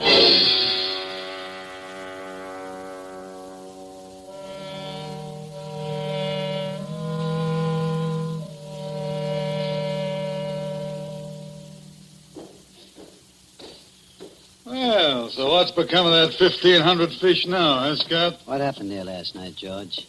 Nothing. Furman hung himself. Did you find him? Uh-huh. Wally took a look in here to see how things was before he went off duty, and he found him. You're asleep, I suppose. Well, I was catching a nap, I guess, but everybody does that sometimes, Scott. Even Wally sometimes when he comes in off his beat between rounds. Yeah, but I always wake up when the phone rings or anything. Oh, sure. Well, suppose I had been awake. You can't hear a guy hanging himself, can you? Did Doc Camsley say how long Furman had been dead? He done it about 5 o'clock, he said he guessed. Oh, you want to look at the remains, Scott? They're over at Fritz's undertaking parlor. Not now. Hey, and speaking of firemen, what are you going to tell the guys from Transamerica when they show up here tonight?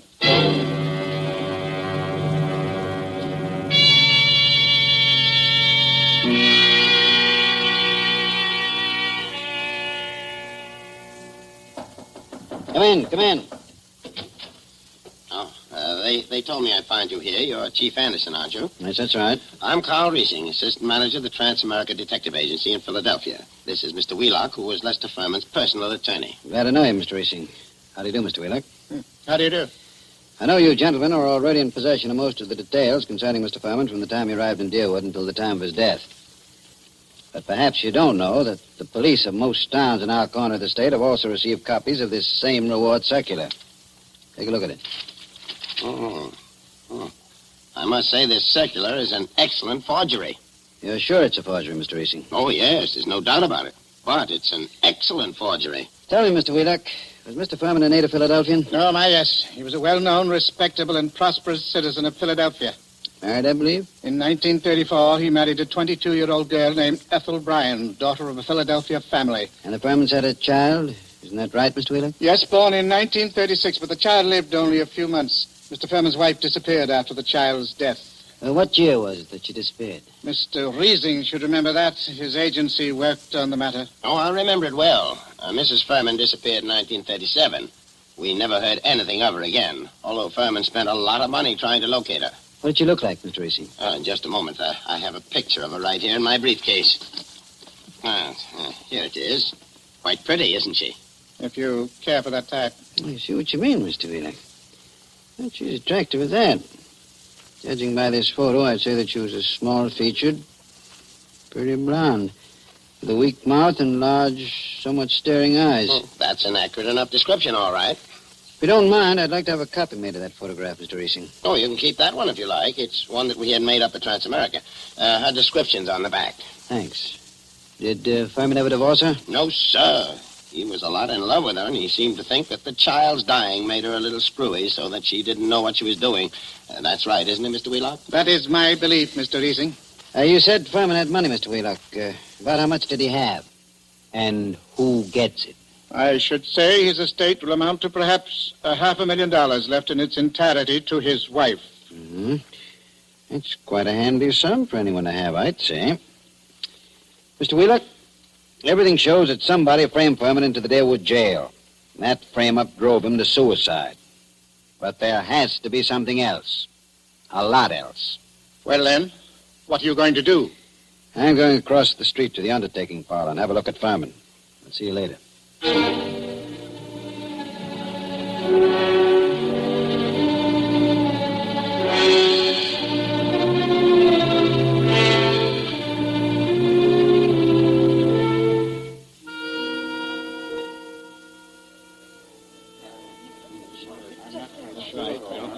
Hello, Doc. Hi, Scott. I figured you'd come over here to the undertaker's pretty soon. What's in your mind, Doc? Let's get out of this crowd. I want to tell you something. I just got rid of 2 guards in my office. Let's go back there. Suits me. 2 of those bruises showed, Scott. What bruises? Furman. Well, up under the hair, there were 2 bruises. Why didn't you tell me? I'm telling you now, Scott. You weren't here when I made my examination. This is the first time I've seen you since then. Why didn't you spill the stuff about Furman's bruises when you were testifying at the inquest, Ben? I'm a friend of yours. Do I want to put you in a spot where people can say you drove this champ to suicide by third-degreeing him too rough? Ah, you're nuts. How bad was Furman's head? Well, Scott, that didn't kill him, if that's what you mean. There's nothing the matter with his skull.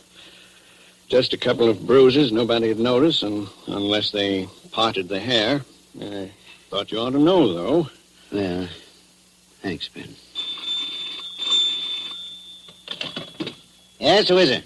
This is Fritz, the undertaker. Listen, Scott, there's a couple of ladies over here that want to take a look at Furman. Is it all right? Who are they? I don't know them. Strangers. What do they want to see him for? I don't know. Wait a minute. Can't I please see him? Why do you want to see him? Well, I'm his wife. Furman's wife? Yes. Oh, certainly. I'll be right over. So long, Ben. I've got to go back to the undertakers. So long, Scott.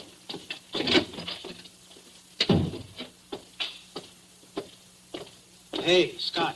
What do you want, Wally? I want to talk to you a minute. Over here where we won't be seen. Okay, what is it? A couple of dames came into Fritz's undertaking place just as I was leaving. One of them's Hotshot Randall, a babe with a record as long as your arm. She's one of that mob you had me working on in New York last summer. Does she know you? Sure, but not by my right name. She thinks I'm a Detroit rum runner. I mean, did she recognize you just now? I don't think she saw me. Anyway, she didn't give me a tumble. You don't know the other one? No, she's a blonde, kind of pretty. Okay, Wally. Stick around a while, but stay out of sight. Maybe I'll be bringing these dolls back with me. Whatever you say, Chief.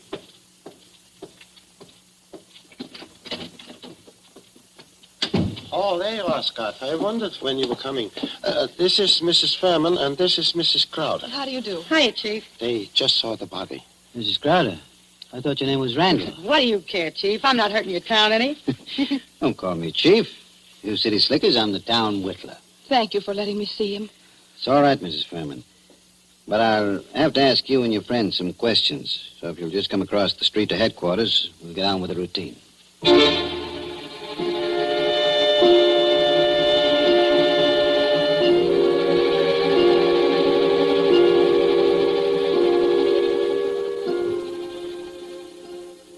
Before I ask any questions, I want to tell you something.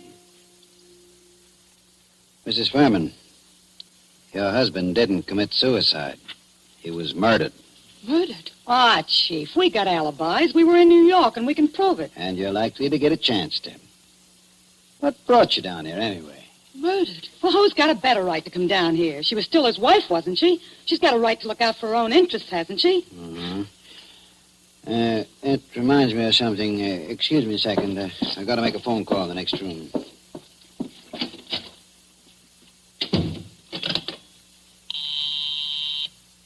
Officer Hamill speaking.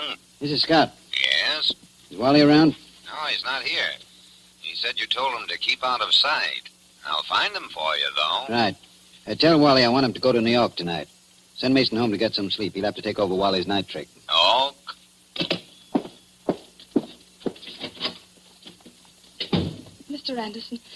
Mr. Anderson, do you think I had anything to do with with his death? I don't know, Mrs. Furman. I know he was killed. I also know he left you something like $500,000. Wow. Dollars? Dollars. All right, Chief. Let's stop clowning. The kid here didn't have a thing to do with whatever you think happened. No? No. We read about Lester Furman committing suicide in yesterday morning's paper, and about there being something funny about it. And I persuaded her she ought to come down to deal with Anderson, I wouldn't have done anything to hurt Lester. I left him because I wanted to leave him. I wouldn't have done anything to hurt him for money or anything else.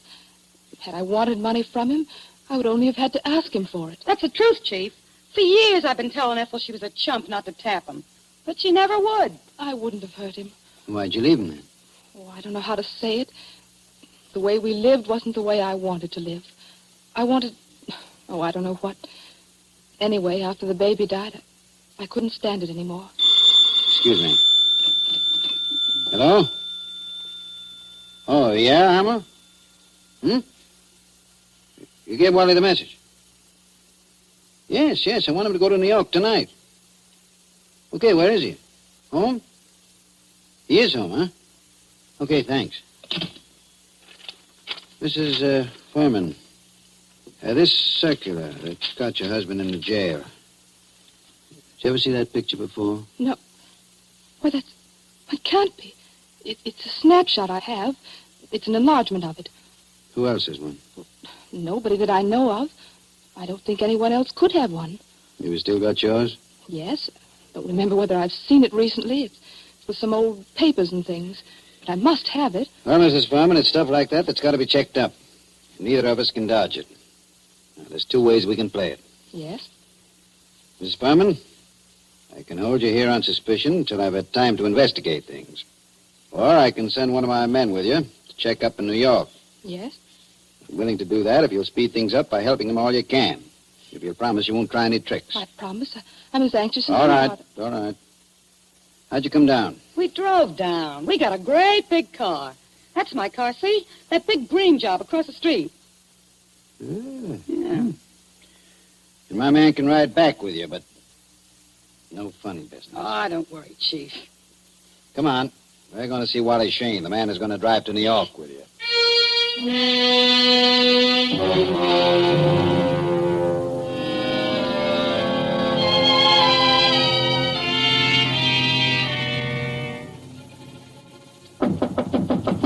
Wally? Who is it? Scott, Wally. Come in. Ladies first. Harry. Ethel. No, you don't. No, you don't. No use reaching with that gun, Wally. Already got you covered. I guess you win, Scott. Yeah, I guess I do. Come along back to headquarters with me like a good little boy. Wally, you're under arrest for murder.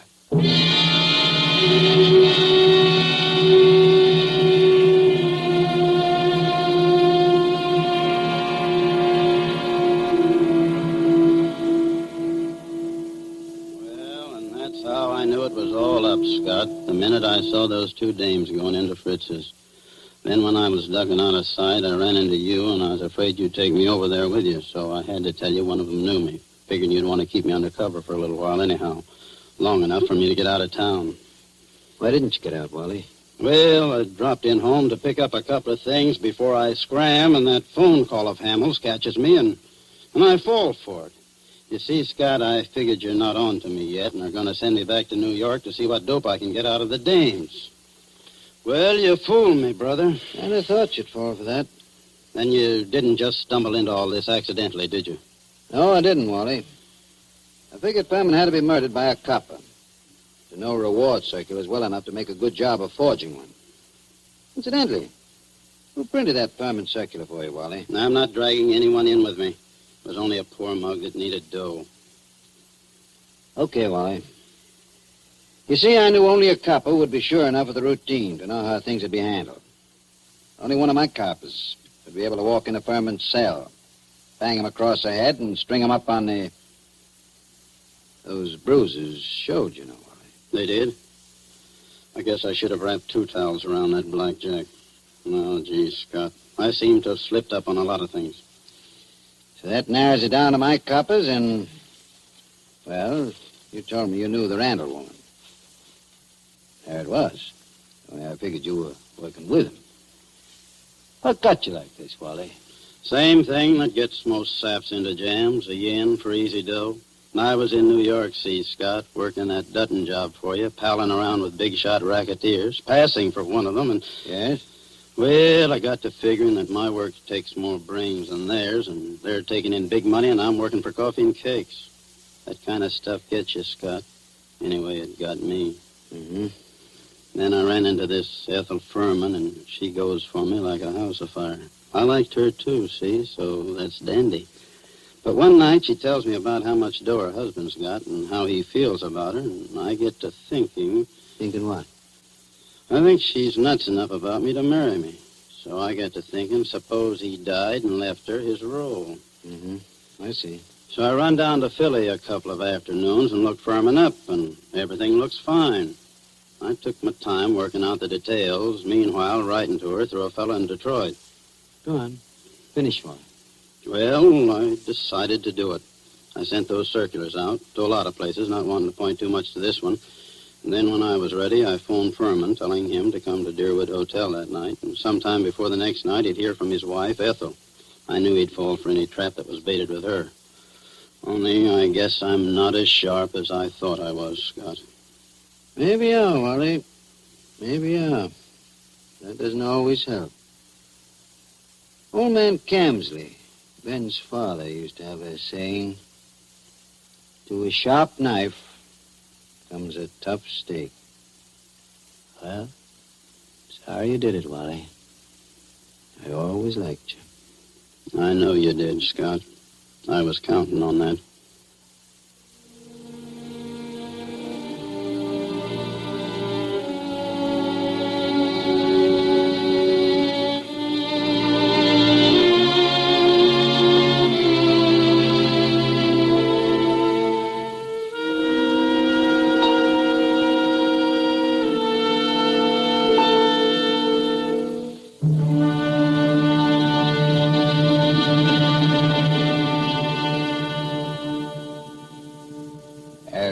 So ends Dashiell Hammett's Two Sharp Knives, starring Stewart Erwin. Tonight's story of Suspense. Columbia presents these tales of mystery and intrigue and dangerous adventure for your relaxation and enjoyment. Next week, Suspense will not be heard because of a special holiday broadcast. Columbia's review of the events of the year, 12 crowded months, which has been scheduled. On the following Tuesday, January 5th, there'll be another in this series. Same hour, 9:30 Eastern Wartime. William Spear, the producer, John Dietz, the director, and Bernard Herrmann, the composer-conductor, are collaborators on Suspense. This is the Columbia Broadcasting System.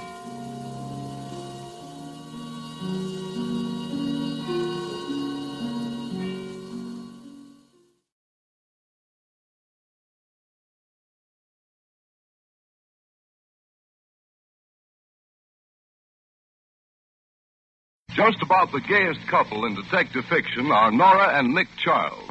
Nick Charles is really the detective, but Nora makes a beautiful and able assistant. You'll hear all about the Charles family when you listen to The Adventures of the Thin Man every Friday beginning January 8th over this station at 8:30 p.m. Eastern Wartime, and for the Pacific Time Zone at 9:30 p.m. Pacific Wartime.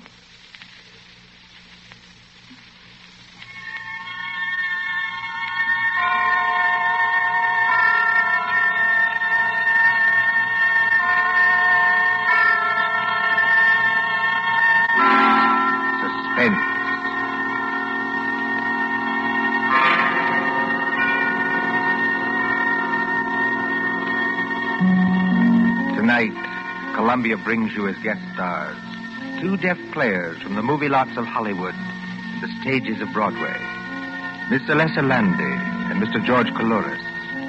They are here to spend with us a half hour of suspense. Suspense is compounded of mystery and suspicion and dangerous adventure. In this series are stories calculated to intrigue you, to stir your nerves, to offer you a precarious situation and then withhold the solution until the last possible moment. Tonight, for instance, Miss Landi plays for us an agreeable young lady who is on the trail of some hot money. And Mr. Coulouris plays for us a disagreeable young man who may or may not know more about the money than he says. We trust that with this tale we shall keep you in suspense. For Suspense tonight, CBS presents Elissa Landi and George Coulouris in Nothing Up My Sleeve by John Dixon Carr.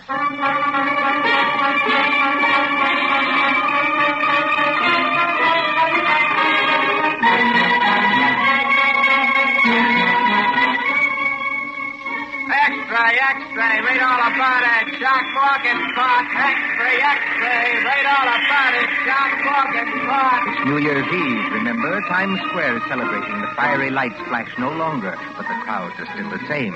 Thronging, jostling, singing, drowning out a voice at the street corner when it says, Fatal gun battle at Jamaica. Read all about it. Fatal gun battle at Jamaica. Read all about it.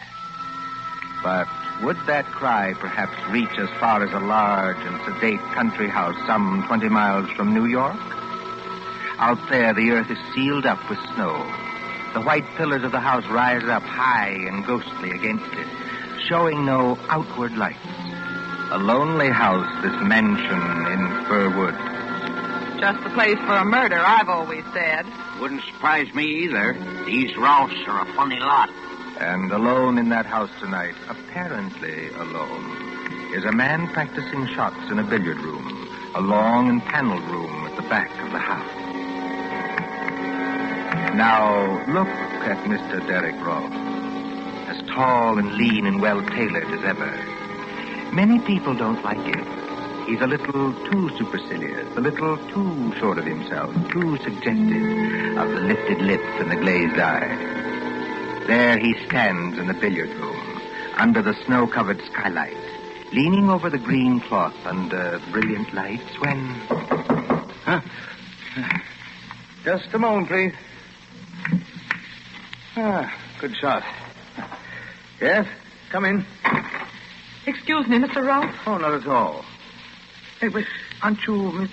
I'm Dorothy Dale, your aunt's social secretary. Surely you remember that. Oh, of course. Forgive me for forgetting your name. You surprised me, Dorothy. Yes, I thought I surprised you a little. No, I mean you surprised me by being in the house at all. Why? Why? Well, this is New Year's Eve. Shouldn't you be out getting drunk and blowing cardboard horns and doing the other fantastic things that people do? I haven't much heart for that tonight. Please, don't become emotional, Dorothy. I detest emotion. If you're shivering, go over by the radiator. Mr. Ross, may I ask you a question? Of course. Did you ever feel sick at heart? Huh? Physically sick, I mean, so that your insides turned over and you couldn't get your breath and... Did you? No, I can't say I did. May I move you aside for just a moment? Thank you. Not bad. Can't you guess why I came here to see you tonight? No. Because I'm in terrible trouble, Mr. Ross. Desperate trouble. And I think you can help me. I can help you? How? For one thing, you're making quite a name for yourself as a lawyer. Yes, that's what others have told me. For another thing, do you know a man named Shark Morgan? Shark Morgan? Shark, did you say? Mm-hmm. Shark Morgan. No, I'm sure I've never heard that name before. You ought to know him. He's a little dark-faced man with most of his upper lip cut away in a knife fight so that you can see all his teeth.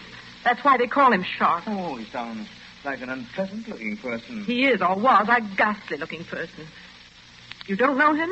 He's not a client of yours? No. I don't believe you. Just a moment, Miss Dorothy Dale. I must put down this cue and say a few words myself. Please do. I don't want to be offensive to you, but it seems to me that for a paid employee of my aunt, practically a servant, you're taking a great deal on yourself. If you're trying to hurt me that way, you're succeeding.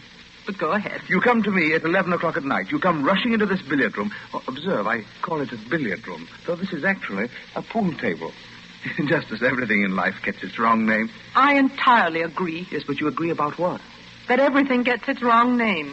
Honest men are called thieves, and thieves are called honest men. Would you mind explaining that remark, please? I can explain it very easily. I'm engaged to be married to Jerry Winton. Well? Don't say you don't know who Jerry Winton is. He was in college with you. I played on our extremely second-rate baseball team with him, yes. You never liked him, did you?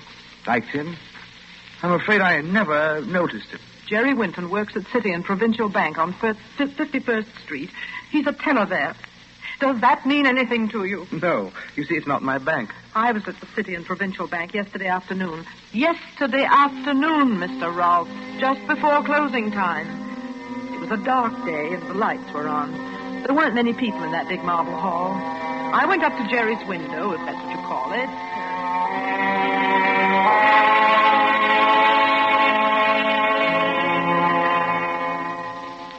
Can you cash a check for $1 million? Hello, Dolly. Hello, Jerry. You glad to see me? I am not pleased to see you here, Dolly. I'm never pleased to see you here. And why not? Because I can't make love to you. Can you imagine anybody making love in a bank? Oh, we might sneak into the president's office. As a matter of fact, I've dreamed of holding a party in there. Thought it'll never happen, unless I'm fired, which is very likely. Jerry, sometimes I wish you weren't so easygoing. I'm not easygoing with the bank's money, Dolly. Otherwise, I'd be shoving it out to you through the window in double handfuls like this. Jerry, for heaven's sake, no. They can state your business, madam. The convict in the next cage is watching us already. I want to cash a check. Here it is. $20. That is, if my account can stand it. Yes, I think we can manage that. How will you have it? Oh, it doesn't matter anyway. Jerry. What's wrong? Look over there. Where? Over there by that marble table with the pens and ink on it. The little man with no upper lip to his mouth and all his teeth showing. Ugly-looking devil, I admit. He's carrying something like a violin case. Hold on. I've seen that fellow someplace before. Of course you have. Don't you remember where? It was out at Mr. Rolfe's house in the country when you came to visit me last Sunday. The man with the teeth and 5 other men were coming out on the porch as we were going in. Wait a minute, Dolly. That's not all. What is it? There's some very funny-looking customers in this bank right now. Where? At Mr. Wallace's window. At Mr. Robinson's window. And up by the guard at the front door. They don't seem to make any sound. As though they all wore rubber-soled shoes. Jerry, something's going to happen. I know it is. Unless I can get off this stool and... That was just to call your attention, folks. Just to call your attention. Now, just stand where you are, all of you, and nobody will get hurt. Darling, I'm scared. Well, what shall I do? Just stand still. I don't dare turn around. The man with the... Yes, he's got the machine gun. We don't want any funny business about alarm bells, see? One of the boys is already gone behind to take up the collection. Now, just stay where you are. That's all you got to do. You can't get away with it. Oh, look, boys, here's a guy at the front with a nice mahogany desk and a plate with his name on it who says we can't get away with it. That's Sharp, huh? Don't do it, Sharp. That wasn't in our orders. So we can't get away with it. Oh, he's crazy. Now here's somebody else talking. Jerry! Thought I had somebody over there. Oh, it's you, kid. Move to one side of the window, Dolly. Move to one side of the window. Don't worry, kid. I ain't gonna hurt you. No? Not a bit of it. Thanks for helping us. You'll get your cut later. What do you mean, my cut? That's what I said. You'll get your share when we divvy up. But I don't know anything about this robbery. All right, kid. We'll take care of you. I tell you, I don't know anything about this robbery. Jerry!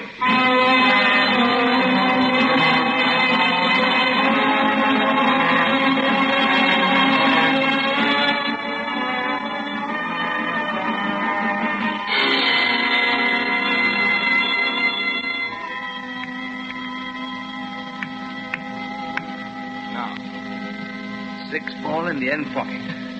Ah, got it. Are you listening, Mr. Rolfe? This Shark Morgan must have been quite a fool. I grant you that. He was a fool. He must have been crazy. But they've held Jerry at police headquarters just the same. Well, that's very unfortunate if he's innocent. You know he's innocent. I'm afraid I don't know anything about it. Don't you even know what happened today? Haven't you read the newspaper? No. The police trapped that whole gang in a Long Island farmhouse. There was a gunfight. Oh, is that so? Oh, no casualties, I hope. You hope?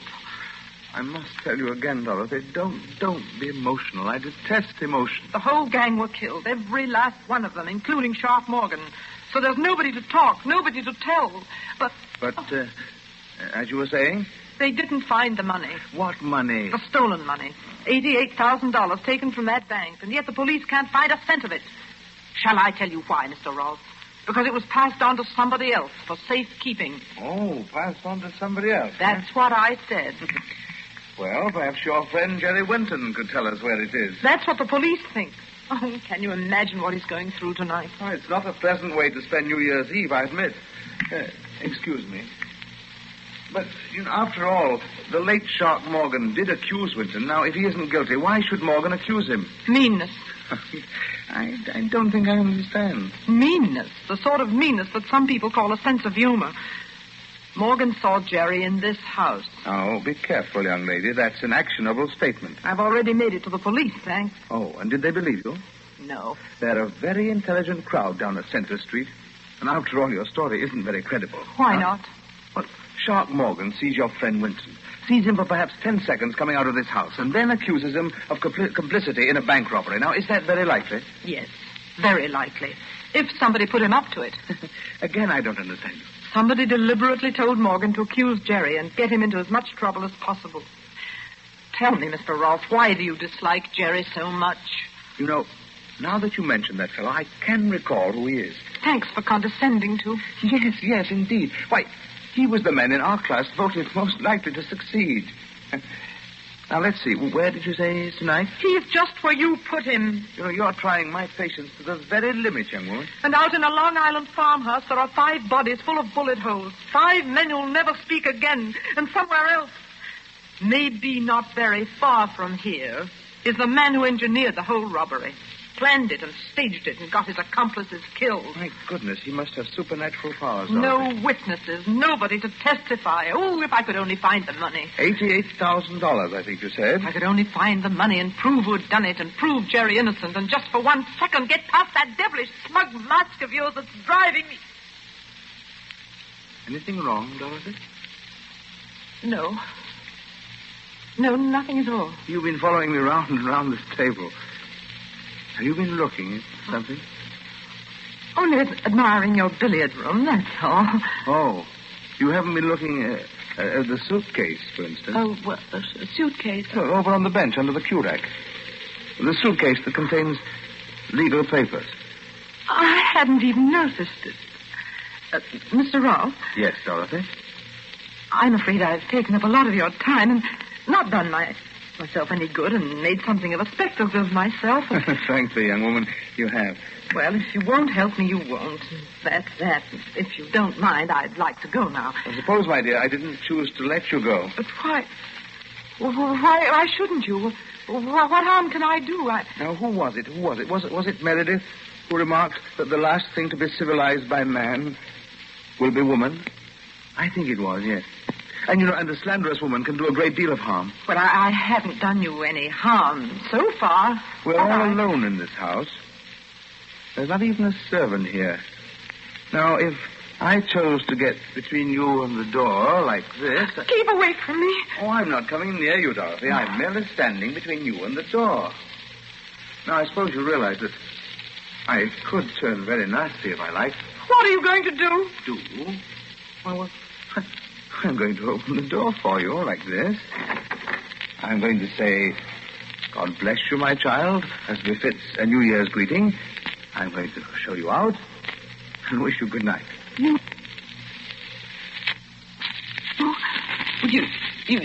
don't mind? Mind? Certainly not. You've got something to hide, haven't you, Mr. Rolfe? No. Nothing, young woman, that I can't hide. Good night.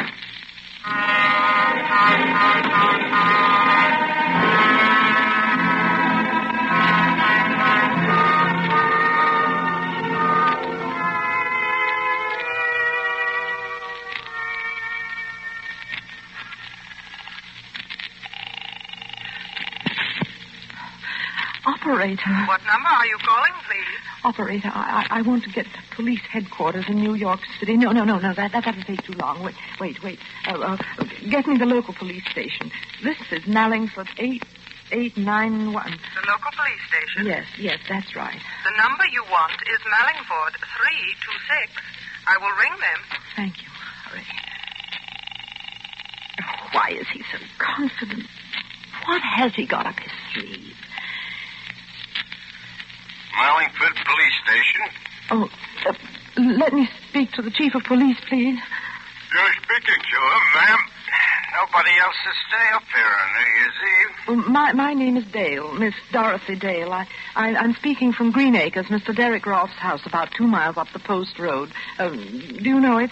Yes, I know it, but can't you talk louder? I can hardly hear you. I don't dare talk loud. I'm speaking from a phone just outside the billiard room door. Well, what about it? Listen, you want to recover the city and provincial bank money, don't you? We sure do, miss. That money's hot, but... Well, it's here. It's in this house, in this billiard room now.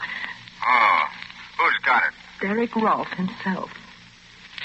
Look, miss, is this on the level? I swear it's true. I've seen the money. Rolfe's prominent people, you know. I can't help that. There's a big suitcase completely full of money in packages fastened with the paper label of the city and provincial bank. And that's not his own bank. Take it easy now. The lid of the suitcase wasn't quite closed. He thought he'd be alone here tonight, and that's why he was careless. Does he know you saw the money? Did I see the money? I'm not quite sure. You're not sure? No, I could almost have sworn he knew I saw the money, but he didn't seem to care. Be careful. The billiard room door's opening. I thought I heard someone using the telephone out here. Excuse me, Mr. Rolfe. I only... What's this about the door open? Oh, these doors are rather thick, Dorothy, but I was under the impression that I heard somebody say police. Yes. Well, yes, you did. You weren't phoning the police by any chance, were you? Yes, I was. But why? Go on. Why? As a matter of fact, I was trying to get in touch with Jerry. That's it. He's at police headquarters in New York, and I was trying to get in touch with him to see if they'd let me talk to him on New Year's Eve. You know, I thought it would cheer him up. Look, miss, this is the Mallingford chief of police. Are you still there? What's that? What? Mallingford? Well, it's a New York call relayed through the local station. You don't mind? Not at all. Please go right ahead. Oh, by the way. What? I don't think you'll find that money, young woman. Good night. Listen, miss, are you still on the end of the wire, aren't you? Yes, but I couldn't talk to you. He was here. Who was there? Derek Rolfe. He said I'd never find the money. You mean he admits he's got it? Well, no. He just smiles and smiles. He's got some trick up his sleeve. I know it. Oh, it'll have to be a good one. Please never mind that. Can you come over now? Oh, all right, miss. I'll take a chance. Who else is in the house with you? Nobody. I'm all alone with him. What are you going to do if he tries to light out with the money? I don't see what I can do. That's all the more reason for you to get here quickly. I swear you'll find the money in that billiard room. Only hurry.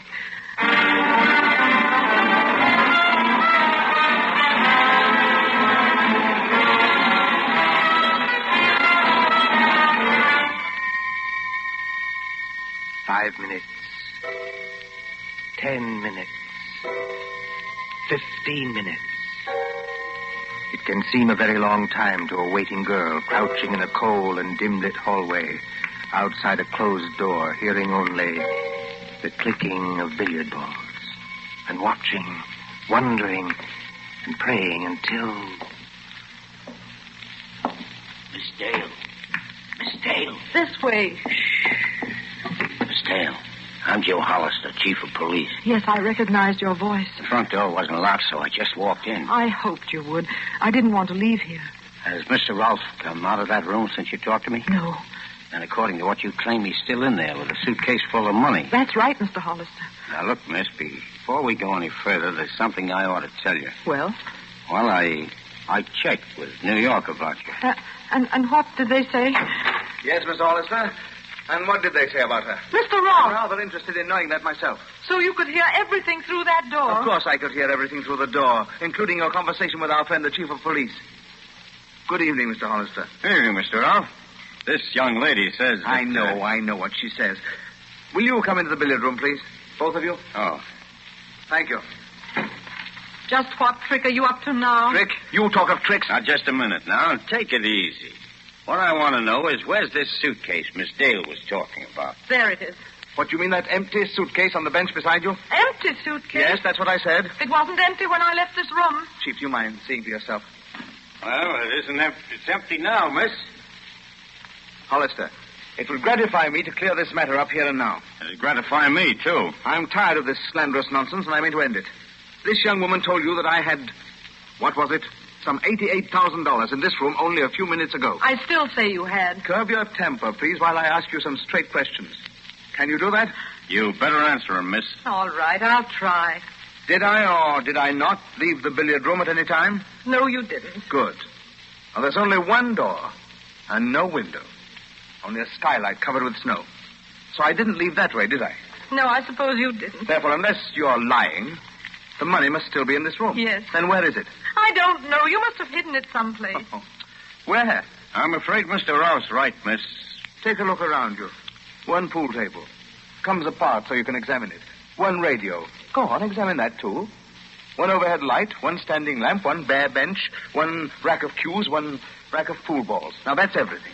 Now, can you tell me where I could hide enough money to fill a suitcase? No, I can't. It's impossible, miss. The stuff's not here. It must be here. It's either here or else. Or else what? Or else it vanished. Oh, Mr. Hollister, haven't we had quite enough of this? Yes, I guess we have. Now, look here, Miss Dale. I like the way you talked, and I thought you were talking straight. Will you just tell me why you tried to string me along like that? You know, I think I can tell you, Chief Hollister. I wasn't exactly asking you, Mr. Ralph, but... Well, go ahead. You know, perhaps, that she's engaged to a man who's mixed up in the city and provincial robbery. He was not. It was neither a very clever nor a very far-sighted attempt. I'm inclined to think that she'll not have a job when my aunt returns. But as I say, it was a case of any old attempt to shield Jerry Winton. Did somebody mention my name? Jerry! Oh, Jerry. Steady, I'm alive. I'm not a ghost. You needn't dive at me like But that. how did you get here? How did you get away? I was trying to tell you, miss, when our host butted in. The DA is convinced your young man had nothing to do with this. That's right, Dolly. And I thought I'd better come out and take you back to New York with me. I was never so glad to see anybody in my life. Put your arms around me. I don't suppose you'd mind if I picked up this cue and went on practicing. Let's try the 8-ball all the way down the table. Come on, Dolly. It'll be New Year's in a few minutes. There's nothing to worry about. There is something to worry about. He's got the money, the whole $88,000. I know it. I'm sure of it. Only we can't find it. It's hidden somewhere in this room. As I said before, haven't we had just about enough of this? The chief of police there won't believe me, but it's true. I've heard a lot about that money myself. I'll bet you have, son. For nothing but hot money, hot money, hot money, and where is it, where is it, where is it, until I thought I was going off my nut. If I could prove Derek Rolfe had anything to do with this, I'd... Dolly, what's the matter? Mr. Hollister. Yes, miss? I think I know now where he's hidden the money. Well, that was a bad shot, Mr. Ralph. You've made the white ball jump clear off the table. Well, there are plenty of others on the table. I tell you, I know where he's hidden it. Is it in this room? Yes. But where? In the pool table? In the radio? In some secret panel? No. You'd better speak up, Dolly. Has it ever struck you, any of you, that there is such a thing as an invisible piece of furniture? An invisible piece of furniture? You mean we can't see it? No, it's in plain sight. It's smack in front of your eyes. But nobody ever sees it. You can't see it now. We may not understand you, Dolly, but by George, Derek Rolfe does. Look at his face. Yes. I'm looking at it. What's the matter with all of you? Please don't become emotional, Mr. Rolfe. I detest emotion. Miss, there's a reward of $10,000 for the recovery of that money. If you know where it is, tell us. There's nothing easier. It's... Before that young woman says something she may regret, please listen to me. You've got him, Dolly. I don't know how or why, but you've got him. Go on, Mr. Ralph. Tell me, Winton, you and I used to play on the same baseball team, didn't we? That's right. What about it? What did I play on that team? You were the pitcher. Why? Was I good? You had the best control and the best fast one I ever... Wait a minute. Why are you picking up that pool ball? What are you going to do? Take it easy, Mr. Ralph. You three are across the room from me. I have a number of rather dangerous objects on the table here, and I'll split that girl's skull if she says another word. Don't be a blasted fool. Think I can't do it? Well, does that convince you I haven't lost my pitching arm? You didn't even get a chance to raise that gun. No, you don't. Don't try to pick it up. Just let it lie there on the floor. Get behind me, Dolly. You stay where you are. Overstep off first base and... Maybe you'd better listen to him, Miss Dale. Well, what are you going to do, Ralph? You can't keep us here forever. I don't propose to keep you there forever. I'm not so enamored of your company. Then what's the game? Well, I'll make a bargain with you. Well? My car's outside, with a little more gas than the state allows. Give me 1 clear hour to get away. Well, what do you say? I'm a cop, Mr. Ralph. I can't make any bargains with you. No? No, and I'm coming over there after you. And you'll compel me to start throwing. Down, Dolly, down under the table. You missed that one, Mr. Ralph. I'll not miss with this one. a shame to bust that Coulouris, Mr. Ralph, but I'm still coming for you. You've lost your control, old son. You're done for. I tried this. That was the wildest pitch yet. Dolly, look. Don't get up, but look. What is it? The radiator. The steam radiator. He's knocked the whole thing sideways. Did you ever see that happen to a radiator before? Of course not, because it's a dummy radiator. Dummy radiator? Yeah, I got you, Ralph. I'm not too old to handle a bird like you. You haven't even got a search warrant. I'll take a chance. Well, what was that about? A dummy radiator? Yes. Look here. It's got a little oil burner inside to make it give out heat. Yeah? And there are hinges at the back to form a lot of compartments where you can hide as much money as you like. I saw the hinges when he told me to go over to the radiator, but I didn't guess what they meant. It's really a safe that never attracts attention because nobody ever notices it. And the stuff's here all right. There, Mr. Hollister. That's what I saw in the suitcase. I told you there was a $10,000 reward for that, miss. Oh, did you hear that? Turn on the radio, Jerry. Go on, turn it on. Welcome in the new year. Didn't you tell me, all of you, that the money was hot?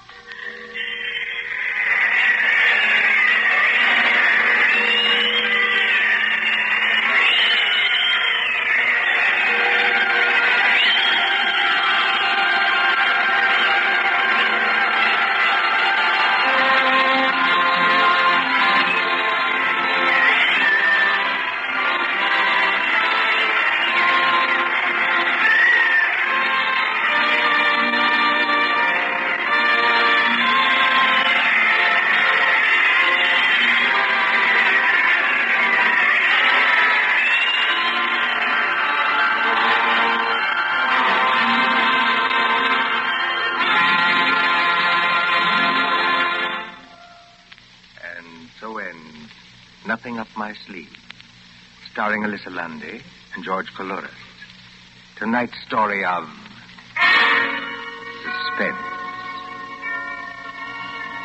Columbia presents these tales of mystery, intrigue, and dangerous adventure for your relaxation and enjoyment. Next Tuesday, there'll be another in this series. Same hour, 9:30 Eastern Wartime.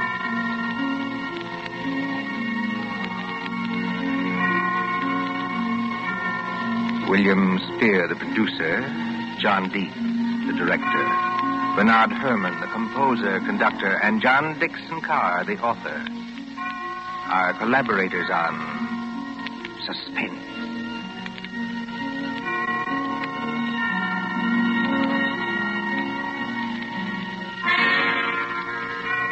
This is the Columbia Broadcasting System.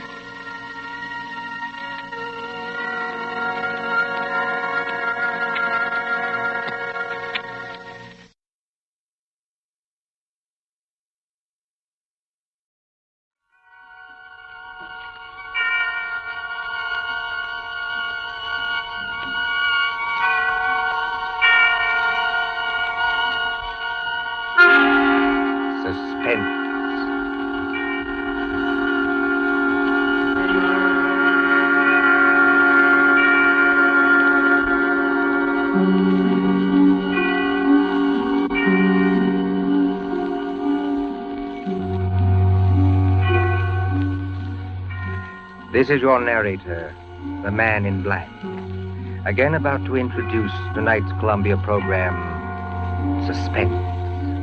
The story is The Pit and the Pendulum by Edgar Allan Poe, the adaptation by John Dixon Carr. Our guest is the distinguished American actor, Mr. Henry Hull, who plays the part of a prisoner of the Spanish Inquisition. If you've been with us on these Tuesday nights, you will know that Suspense is compounded of mystery, suspicion, and dangerous adventure, to hold you in a precarious situation and withhold the solution until the last possible moment. And so it is with The Pit and the Pendulum and Mr. Hull's performance. We again hope to keep you in suspense. And now, The Pit and the Pendulum.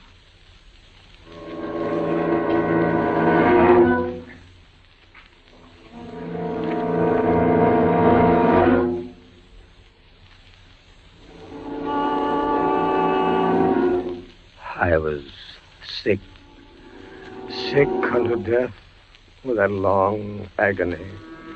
And when at length they unbound me and I was permitted to sit, I felt that my senses were leaving me. The sound of the inquisitorial voices seemed merged in one dreamy, indeterminate hum. Yet, for a while, I saw, but with how terrible an exaggeration, I saw the soft and nearly imperceptible waving of the sable draperies on the walls of the room. I saw the flames of the 7 tall candles which burned on the table. I saw the lips of the black hooded judges, and these lips appeared to me white as paper, white as horror. I saw them writhe with a deadly locution. I saw them fashion the syllables of my name. Jean Delbray, Captain Jean Delbray. Good fathers, gentlemen. We hear you, my son. I am very weak and infirm. I've been confined for many months in a dungeon. I've been tormented by nightmares. Conscience, one trusts. Pray silence, Fra Antonio.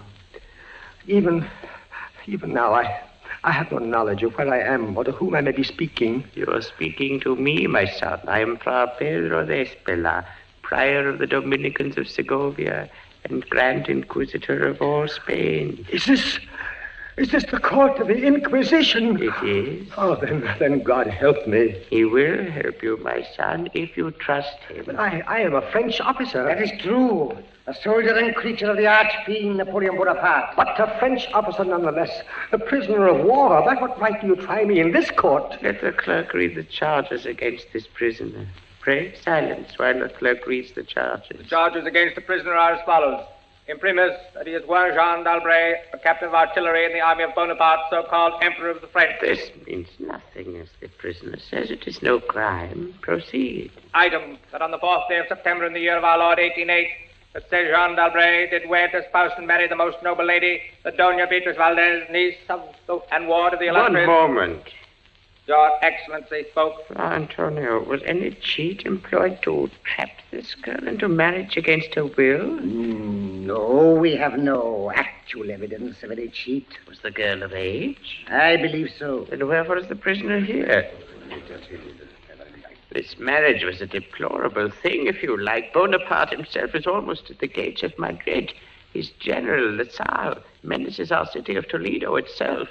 But lawful marriage, however regrettable, is no sin or crime. There are other matters in the indictment, I think. Then continue, but give us nothing that is not material. Item, that on the 12th of October, 1808, the said Jean d'Albret, being in command of a 5-gun battery of light artillery, did direct the fire of his guns against the Holy Church of St. Martha the Innocent. What? And thereby of his wicked malice destroyed that church utterly. Captain d'Albret, is this charge true? It is, yes. You admit it? Good father, hear what I have to say. The church blew up, I think. Would you boast of your sin, young man? It blew up because it was stored with kegs of gunpowder for your army. I had every right to fire on it. And that is all the defense you have to make? I tell you, I had every right to fire on it by military law. Is military law above God's law? I don't know. I did my duty, that's all. Long live the Emperor! Captain d'Albret, mark what I say. No man, however great his heresy, is ever condemned to be burnt in the fire. Fire! The fire. If he first recant and acknowledge the error of his ways. But for you, Jean d'Albret, there can be no mercy, no pity, no atonement. The only sentence of this court can be death. Death? Yes. The secular or government arm to which we must release you has devised 2 ways of punishment in cases such as yours. You hear the tolling of the bell? I hear them. It is the procession of the condemned going to the auto da fe. Soon the yellow light of the flames will stream through the windows and flicker on floor and ceiling. Nunc et in hora mortis intuis manibus Domine. Most of those condemned out of mercy will be strangled before they are burned. It cannot be so with you, Jean d'Albret. You must die in one of 2 ways. either with the direst of physical agony. A slow fire of green wood, iced bandages about the head and the heart, so that the fire does not approach too quickly. Or else, Jean d'Albret, you must die in a certain other way. Have done with this! Pass your sentence and let me go! The law does not permit me to tell you now what this other way is. The sentence of this court, therefore... I had swooned. Yet still, I would not say that all of consciousness was lost. In the deepest slumber, no. In delirium, no. In a swoon, no. In death, no. Even in the grave, all is not lost. There are shadows of memory which tell us indistinctly of tall figures that lifted me and bore me in silence down, down, still down, until a hideous dizziness oppressed me at that descent into the earth. Then, as consciousness swam back to my wits, darkness, a stone floor, and darkness. Oh, Beatrice. Beatrice, my wife, Beatrice. Did you call me, Jean? Beatrice, was that you who spoke? Yes, Jean. You were here in the dungeons of the Inquisition. I am not really speaking to you, my poor Jean. I am only in your imagination. Am I mad, then? No. But your brain is fevered. You only think you hear me. No, I do. I hear you clearly. As clearly as I once heard you. In the little church near the Ebro where we were married. Yes.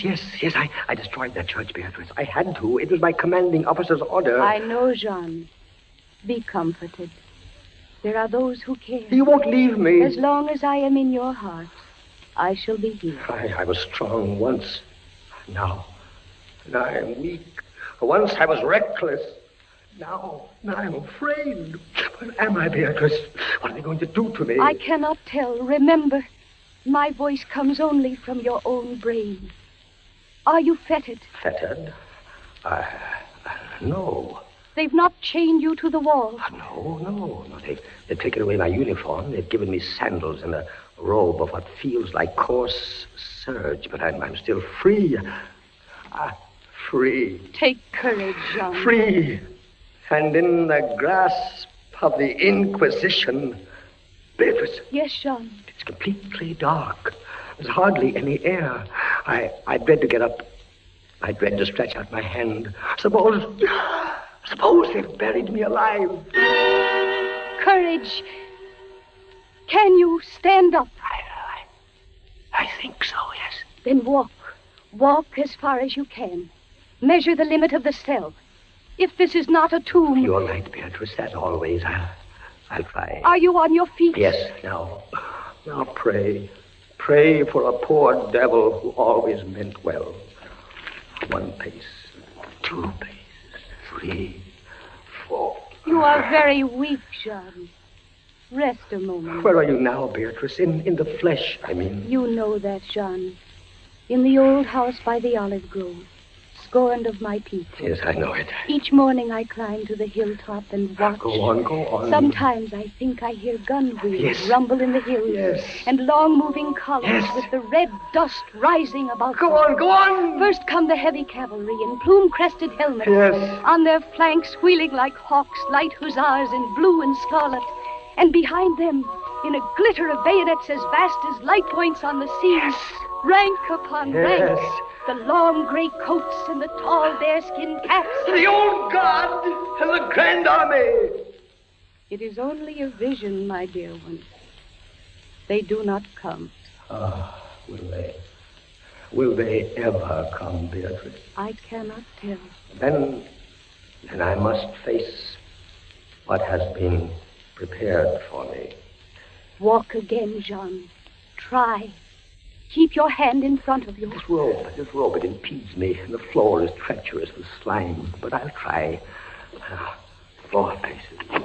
5, 6, 7. It can't be a tomb. 8, 9. Look out!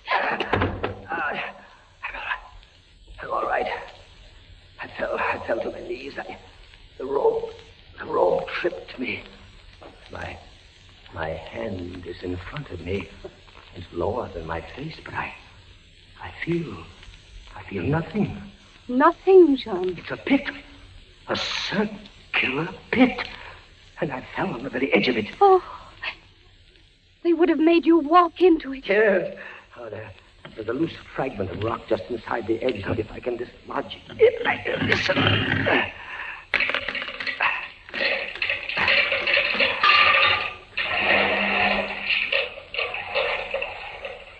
Water. There's something down there. Rats, it may be. Rats, yes, but something else. I heard it move. So did I. What is in the pit, Jean? I don't know. But you're saved. Saved, Beatrice. Saved from the Inquisition. My torture has been merely postponed.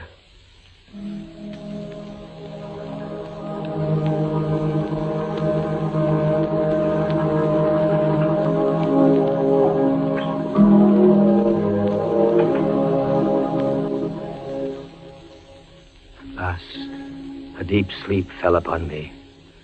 Sleep like that of death. How long it lasted, I know not. But when I opened my eyes once again, I could see. Yes, see.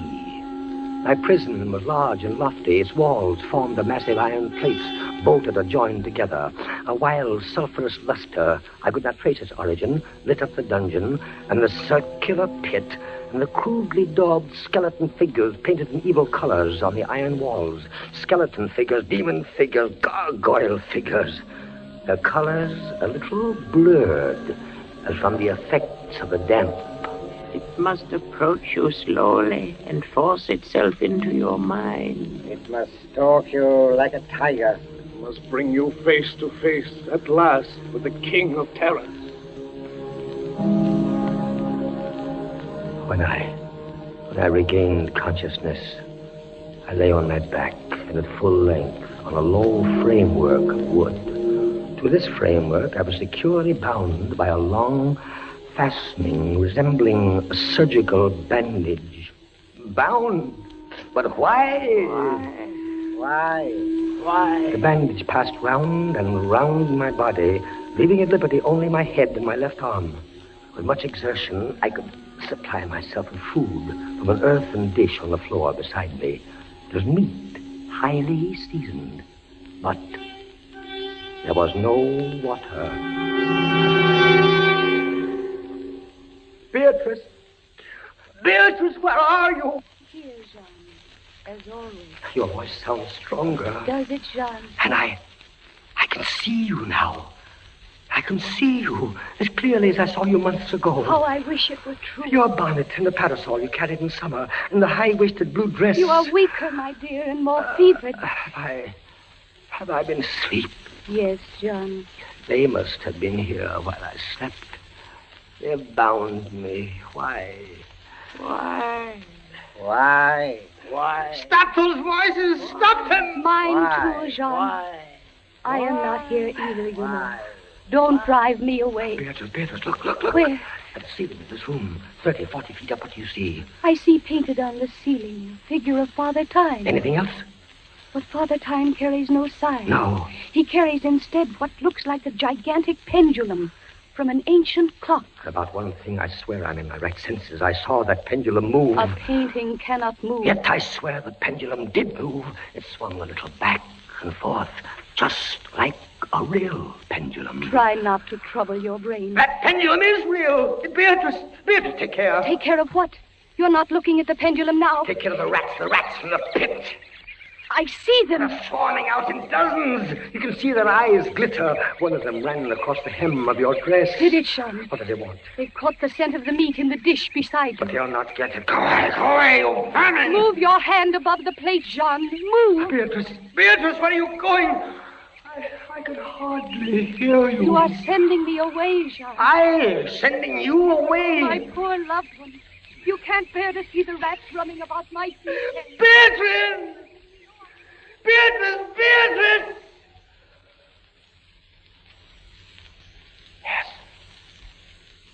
too, in a cell swarming with vermin. There are others I had rather see here. I'd rather see... Did you call me, Captain Dalbray? Then in spirit, I am here. Who are you? Don't you recognize me? No, I do not. I am that second Inquisitor, Fra Antonio, whom you thought unfair at your trial. But we were not unfair. We administer the law. That is all. Go. I command you, go. Not until I have first told you what you already guess. Which is? There are two forms of death for such as you. One, death with its direst physical torture. The other, death with its direst mental torture. And I have been condemned to the second? Your guess is good. Listen. Do you hear anything? Yes, I do. I hear something. Turn your eyes upwards. Look at the ceiling. The pendulum. Aye, the pendulum. It's descended. Only a foot or so, as yet. As you notice, it is not really a pendulum. Its underside is a crescent, formed of razor-sharp steel. You mean? A ponderous weight, Captain Dalbray. Its movement is slow now, but soon it will take on momentum. It will swing wider and wider, 30 feet perhaps.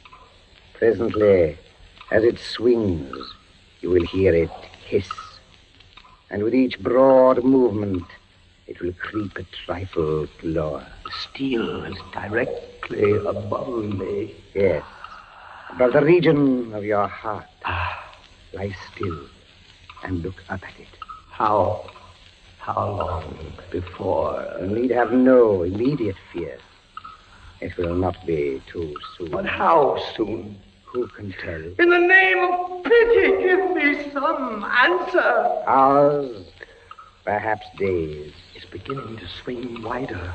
I can't take my eyes from it. Its glitter fascinates you, eh? See how it shines in that wild light. And this is your utmost refinement in cruelty. The law, Captain Dalbray, is never cruel. And now, still in spirit, I leave you to your meditations. It will not be too soon. Minutes, hours, days.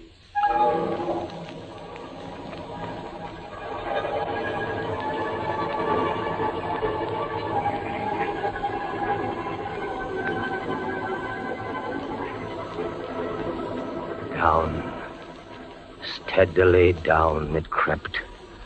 Days passed. It might have been many days before it swept so closely as to fan me with its morbid breath. Minutes, hours, days. The odor of the sharp steel forced itself into my nostrils.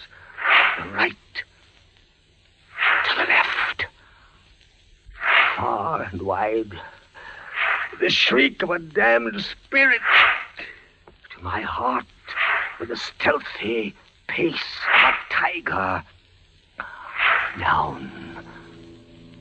Certainly, relentlessly down. I prayed. I wearied heaven with my prayer for its more speedy descent. I grew frantically mad and struggled to force myself up against that swinging, glittering death. No avail. Down, still unceasingly, still inevitably down, the sharp steel flashed past within 3 inches of my chest. Beatrice! John? Beatrice, Beatrice, where are you? I heard you calling, John. I am here. It is a strange thing, Beatrice. I'm quite calm. You are resigned, then? No, that is the strange thing. Even now, I am not resigned. Is there a way out? How can there be? 10, 12 more vibrations, and will fray the surge of my robe. only lightly as a razor in a delicate hand.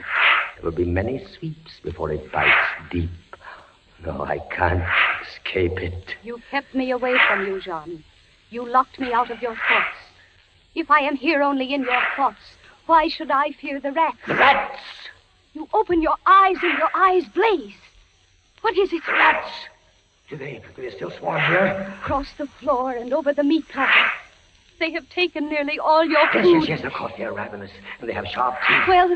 The meat is oily and spiced. If I take what remains of it, scatter, you vermin! And rub that meat from the bandages that hold me here. Try it, Jean, try. It may be too late. If I leave my body a fraction of an inch up. Try it, I tell you, try. Ah, but look, they scatter as soon as I do try. But they are watching you. I can see their eyes glitter. They're creeping back. Can I stand the rats crawling across me? Can the flesh barely... One of them has leaped on the wooden framework. Another follows.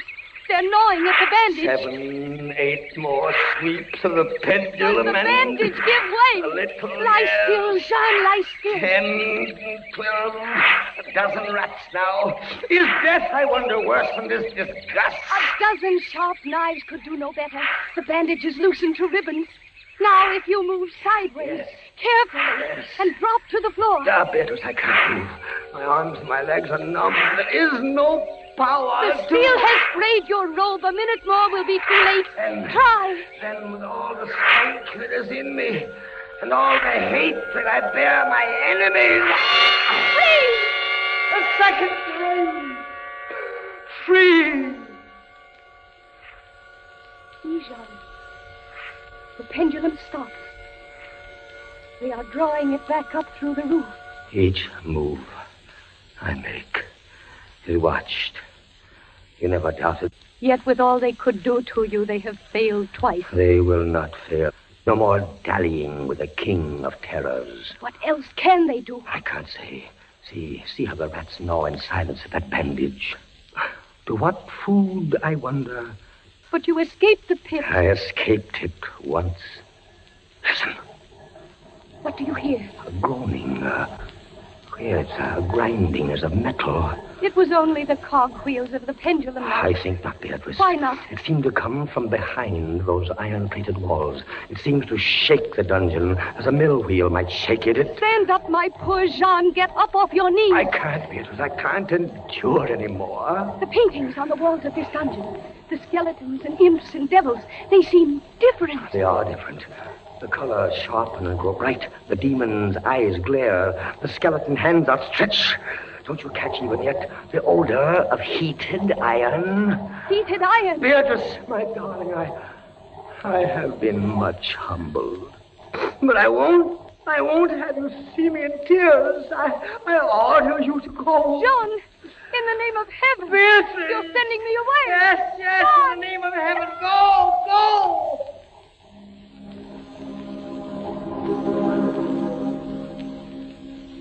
A suffocating heat pervaded the prison. A deeper glow settled in the painted eyes that glared at me. I could draw no breath of air into my lungs. Against the loom of that fiery destruction, the thought of the pit and its coolness come like a soothing balm. I staggered to the edge of the pit. I looked into it. The enkindled walls and roof lighted it to its depths. Yet for one wild moment, even then, I refused to believe the horror of what I saw beneath me. Does the pit please you, Captain Dalbray? Not the pit! Merciful God, anything but that! And how shall you avoid it? Look. This dungeon has changed its shape. That is true. The walls are closing in. It was formerly a square. And now it is flattening slowly toward the center to force me into the pit. Of course. It'll force you along with me. Again, apparently you must be told, Captain Dalbray, that you are speaking only to your own sick fancy. I am not here at all. Farewell. And now closer and closer through the red burning walls. forcing me into the pit with a swiftness that left me no time for thought. I shrank back, but the closing walls pressed me relentlessly onward. At length, for my seared and writhing body, there was no longer an inch of foothold. I screamed once. I tottered on the edge of the pit. The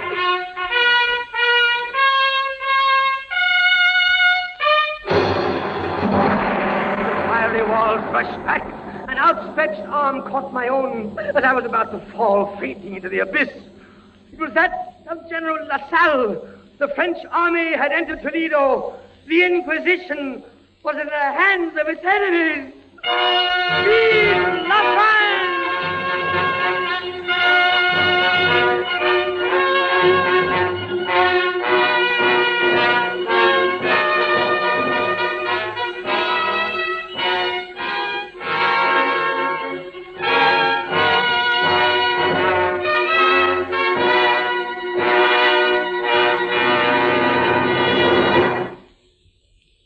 And so closes Poe's celebrated story, The Pit and the Pendulum, starring Henry Hull. We invite you to another adventure of suspense next Tuesday at the same hour. Until then, this is the Man in Black saying good night. William Spear, the producer, John Dietz, the director, Bernard Herrmann, the composer-conductor, and John Dixon Carr, the author, are collaborators on Suspense.